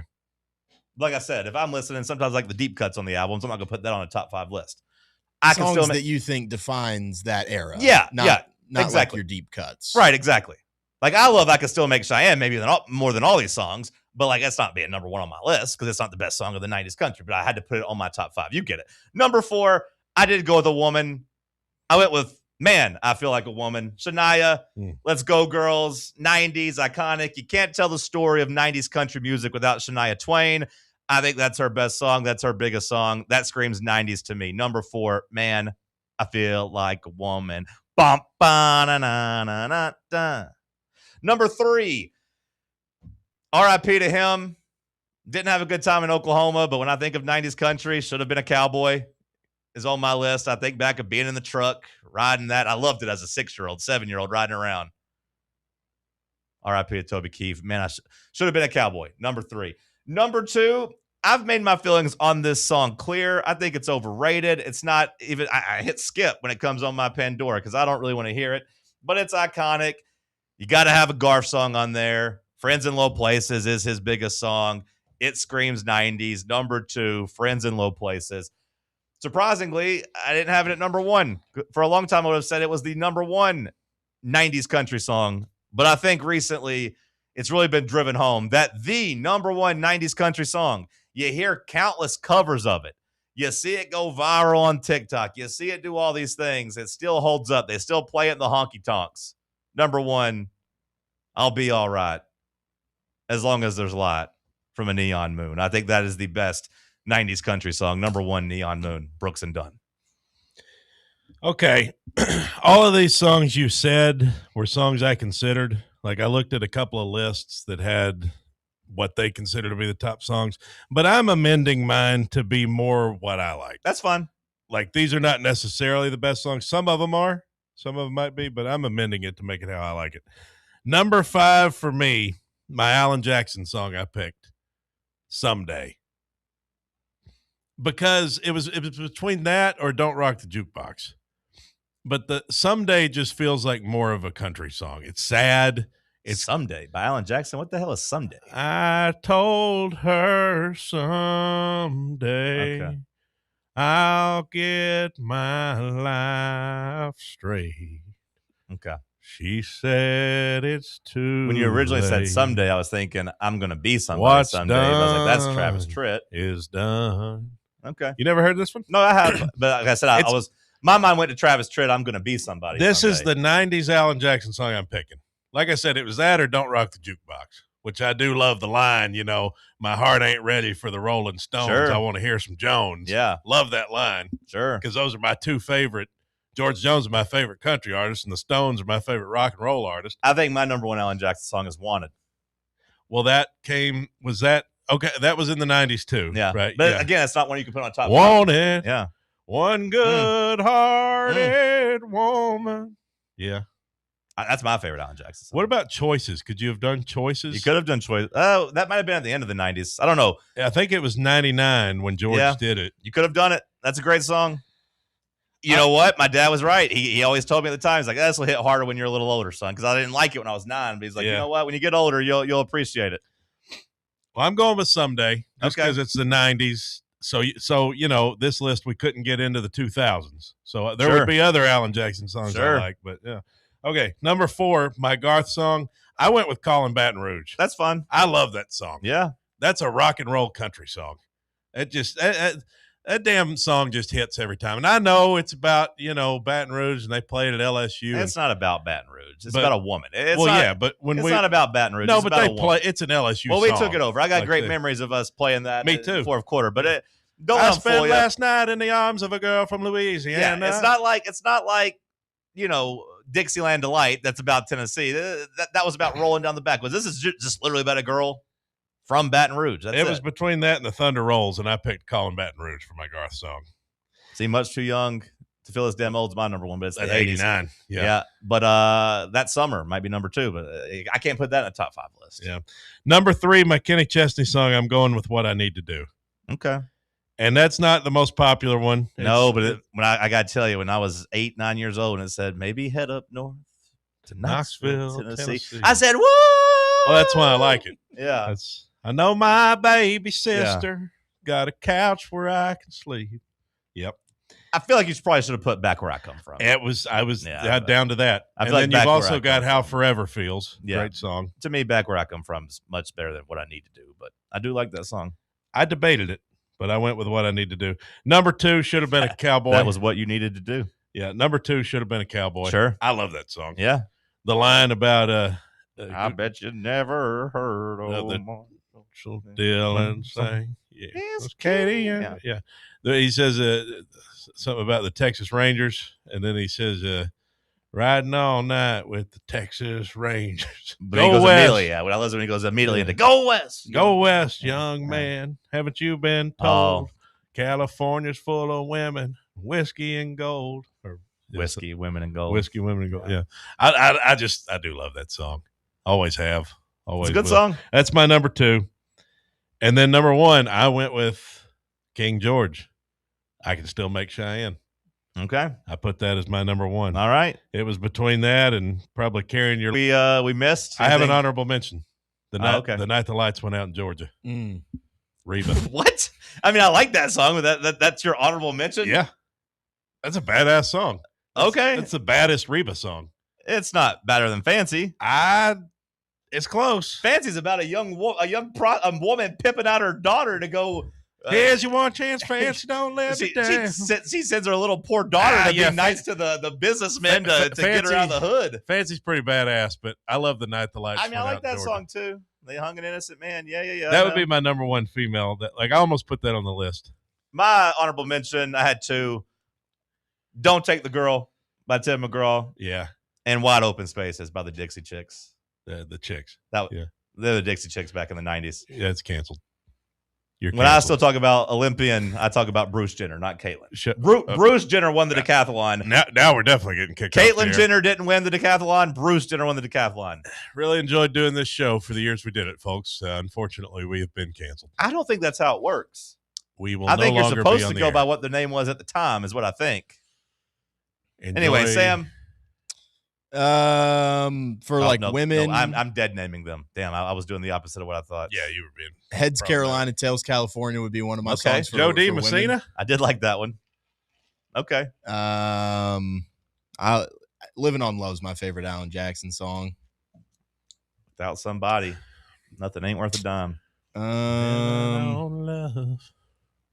Well, if you're just maybe something like Joe Diffie, I don't know. Yeah. Pick John up, Deere man. Green. I'm sure Vols 1085 was screaming at his TV. You ain't got no Joe Diffie. Also, Travis Tritt. We should have maybe Pick up included man. Yeah, Pick up man. Yeah. R.I.P. COVID. Sure. Got That's when you Joe knew Diffie. things were serious. Yeah. When they took Joe Diffie, it's time to batten down the hatches. Yep. I think that's when the South was like, all right, get those masks out. Yeah. Last call on the other side. Stick with us. It's Talk Sports on Fan Run Radio. Big Orange Country's home for sports. This is Fan Run Radio. What's up, Fan Run Nation? This is Evan Rogers with ECR Total Landscapes. We're excited to continue our free stump grinding promotion with Fan Run Radio this year through March 31st. If you've got problem trees in your yard, give us a call and we'll come out and cut them down and grind the stumps for free when you mention you heard us right here on Fan Run Radio. Take it from Russ. We'll treat you right at ECR Total Landscapes. That's right, Evan. I had the ECR team out to Stately Smith Manor last year, and they took down a bunch of trees for me and grinded the stumps for free. Now I don't have to worry about those trees falling on my house, and my yard looks much better. Do what I did. Call ECR Total Landscapes. Thanks, Russ. Call us today and we'll come out and give you a free estimate. Our number is 865-384-2012 and our website is ecrtotallandscapes.com. Hey, Knoxville. Surfside iced tea and vodka, made with real brewed tea, is only 100 calories, 2 grams of sugar, with no bubbles and no troubles. That's right, zero carbonation, so it's easy to sip and enjoy. Headed to a game day or party at a friend's house? Bring an iced tea or lemonade variety pack from Surfside, or try their green tea and new raspberry tea vodka. Find the can with the sunset stripes this season. Surfside iced tea and vodka, sold at bars, restaurants, and stores near you. Surfside iced tea and vodka, sunshine in a can. Must be 21 or older. Enjoy responsibly. Are you ready for the start of a new season? Maybe looking for your team to go on a tournament run? Get game day ready with Crumble. Head on over to your nearest location and pick up 12 pre-selected cookies plus exclusive toppers. When you're looking for dessert options, there's no question about who you should call on. Our listeners already know. Last year, the Dubai chocolate was a home run, along with the brownie batter. Oreo crumb was another crowd favorite. What new flavor will set the standard this season? If you're in the Knoxville area, there are 3 locations ready to serve you: Clinton Highway, Parkside Drive, and Maryville. Download the Crumble app to build your best lineup and vote on the best combos. You can even put your bid in to request a new flavor. Order in the app and slide on over to your nearest location. Tell them Fan Run sent you, and as always, it's for the fans, by the fans. Don't miss the cookies.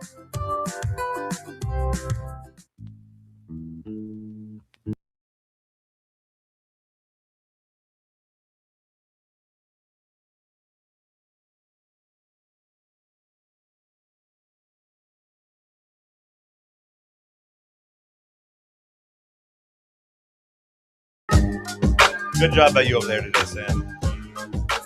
Way to make up for being late today. Good job by you.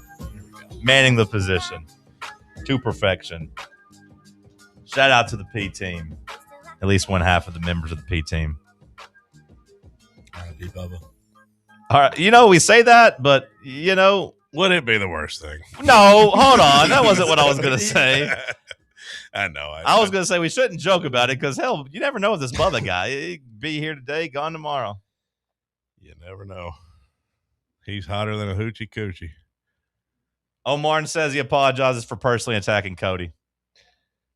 He was mad about the politics. I get it. It happens. We all say things that are sometimes, and a lot of times I just say, what I always try to make people realize is anytime I say things, usually it's just because I'm saying things. It's really never that deep. You know what I mean? I'm just trying to be funny where I can, and they don't all hit. Now, another member writes in, sheesh, what kind of an Uber was needed to carry Holly Rowe and Cody? And that's funny. That's a good, because not only, obviously everybody knows I'm fat, but you're using me to call Holly Rowe fat because if you just called Holly Rowe fat, you'd sound kind of like a jerk. Right. But if you group me in the Uber with her, well, yes, I understand what you're saying, but if they just pointed out Holly Rowe being chunky, there would be an elephant in the room or in the car that you weren't addressing. Kind of ironic that Rowe worked for Holly Rowe, huh? Like maybe now she's not chunky because of Rowe. What the hell is Rowe? It's like one of those weight loss medications. Oh, I've never heard of that. Or it's the company. Ben points out Pat's second year, she was 16 and 11. Give Kim another year. Students today are different than in years ago. Also, you row a boat, and some would say she's the size of a boat. Well, that's where I thought you were going with that. I like Holly Rowe. You should be. I do too. And I think she looks kind of good since she lost the weight. Good for her. I mean, obviously she wanted to lose the weight. Bug says he likes Chattahoochee just because it says hotter than a hoochie coochie. I bet you do like that, Buck. Even as a kid, I was a little confused by it. I was like, what does he mean by that? What do you mean What's by that that, mean? Alan? What's that mean? I don't know what that means. We should have probably mentioned a Travis Tritt. Yeah, I tried. Here's a quarter. Call somebody who cares. As a kid, I loved TROUBLE. Oh, yeah, you did mention Travis Tritt. I did. Well, I just mentioned Be Somebody. There was some Travis Tritt songs I like. I love. Like, one that would be in my top 10 now that I've gotten older is I moved to tears every time I hear him saying Where Corn Don't Grow. I mean, he completely ate up Waylon Jennings on that. Oh, he did. Whoa, he did 100%. Okay, that's fine. On that song. That's fine if you want to say that. But no, I mean, on that song, that's a throwaway Waylon song. Well, I mean, that's okay. That's not the argument. The argument is just on that. Yeah, song. but I just his version. I don't like any negative talk It's about not Waylon negative. Jennings. His version's 10 times better than Waylon's. just like here you go with the Eagles. Yeah. His version's We've 5 times better all than the heard Eagles you version say it. of Take It Easy. It's not better than the Eagles. He's very good at cover songs. He is not. It's not better than the Eagles. It is, but it's okay. It's not. It's not. It is, but it's okay. Same way the Dixie And if Chicks you want to get version's better technical, than it's kind of a Jackson Brown song. and just the way the Dixie Chicks landslide's better than Stevie Nicks. Stop. It's okay. Some Stop. covers are better than the original. Some aren't. Some are We're worse. not Some are doing better. this. We're not doing this. Sam, anything we missed today?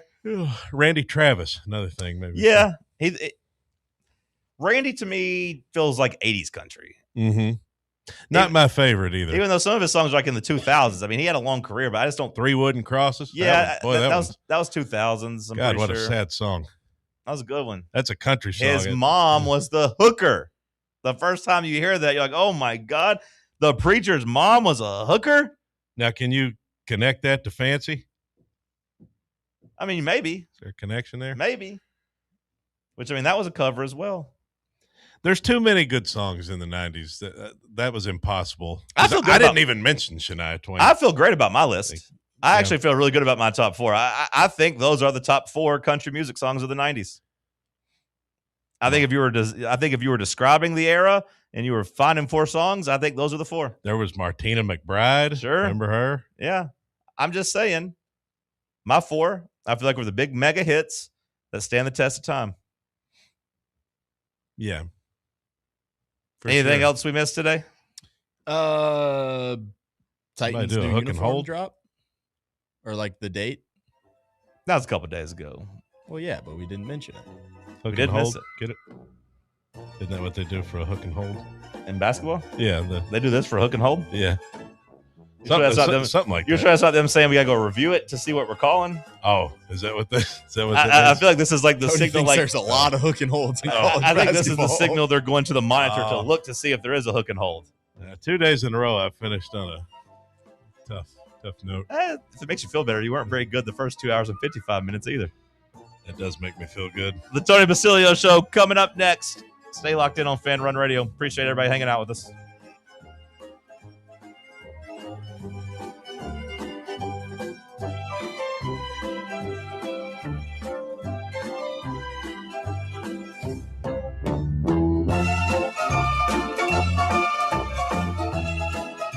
Take Fan Run Radio with you on the all-new Fan Run app. Just search for Fan Run Radio wherever you download your apps.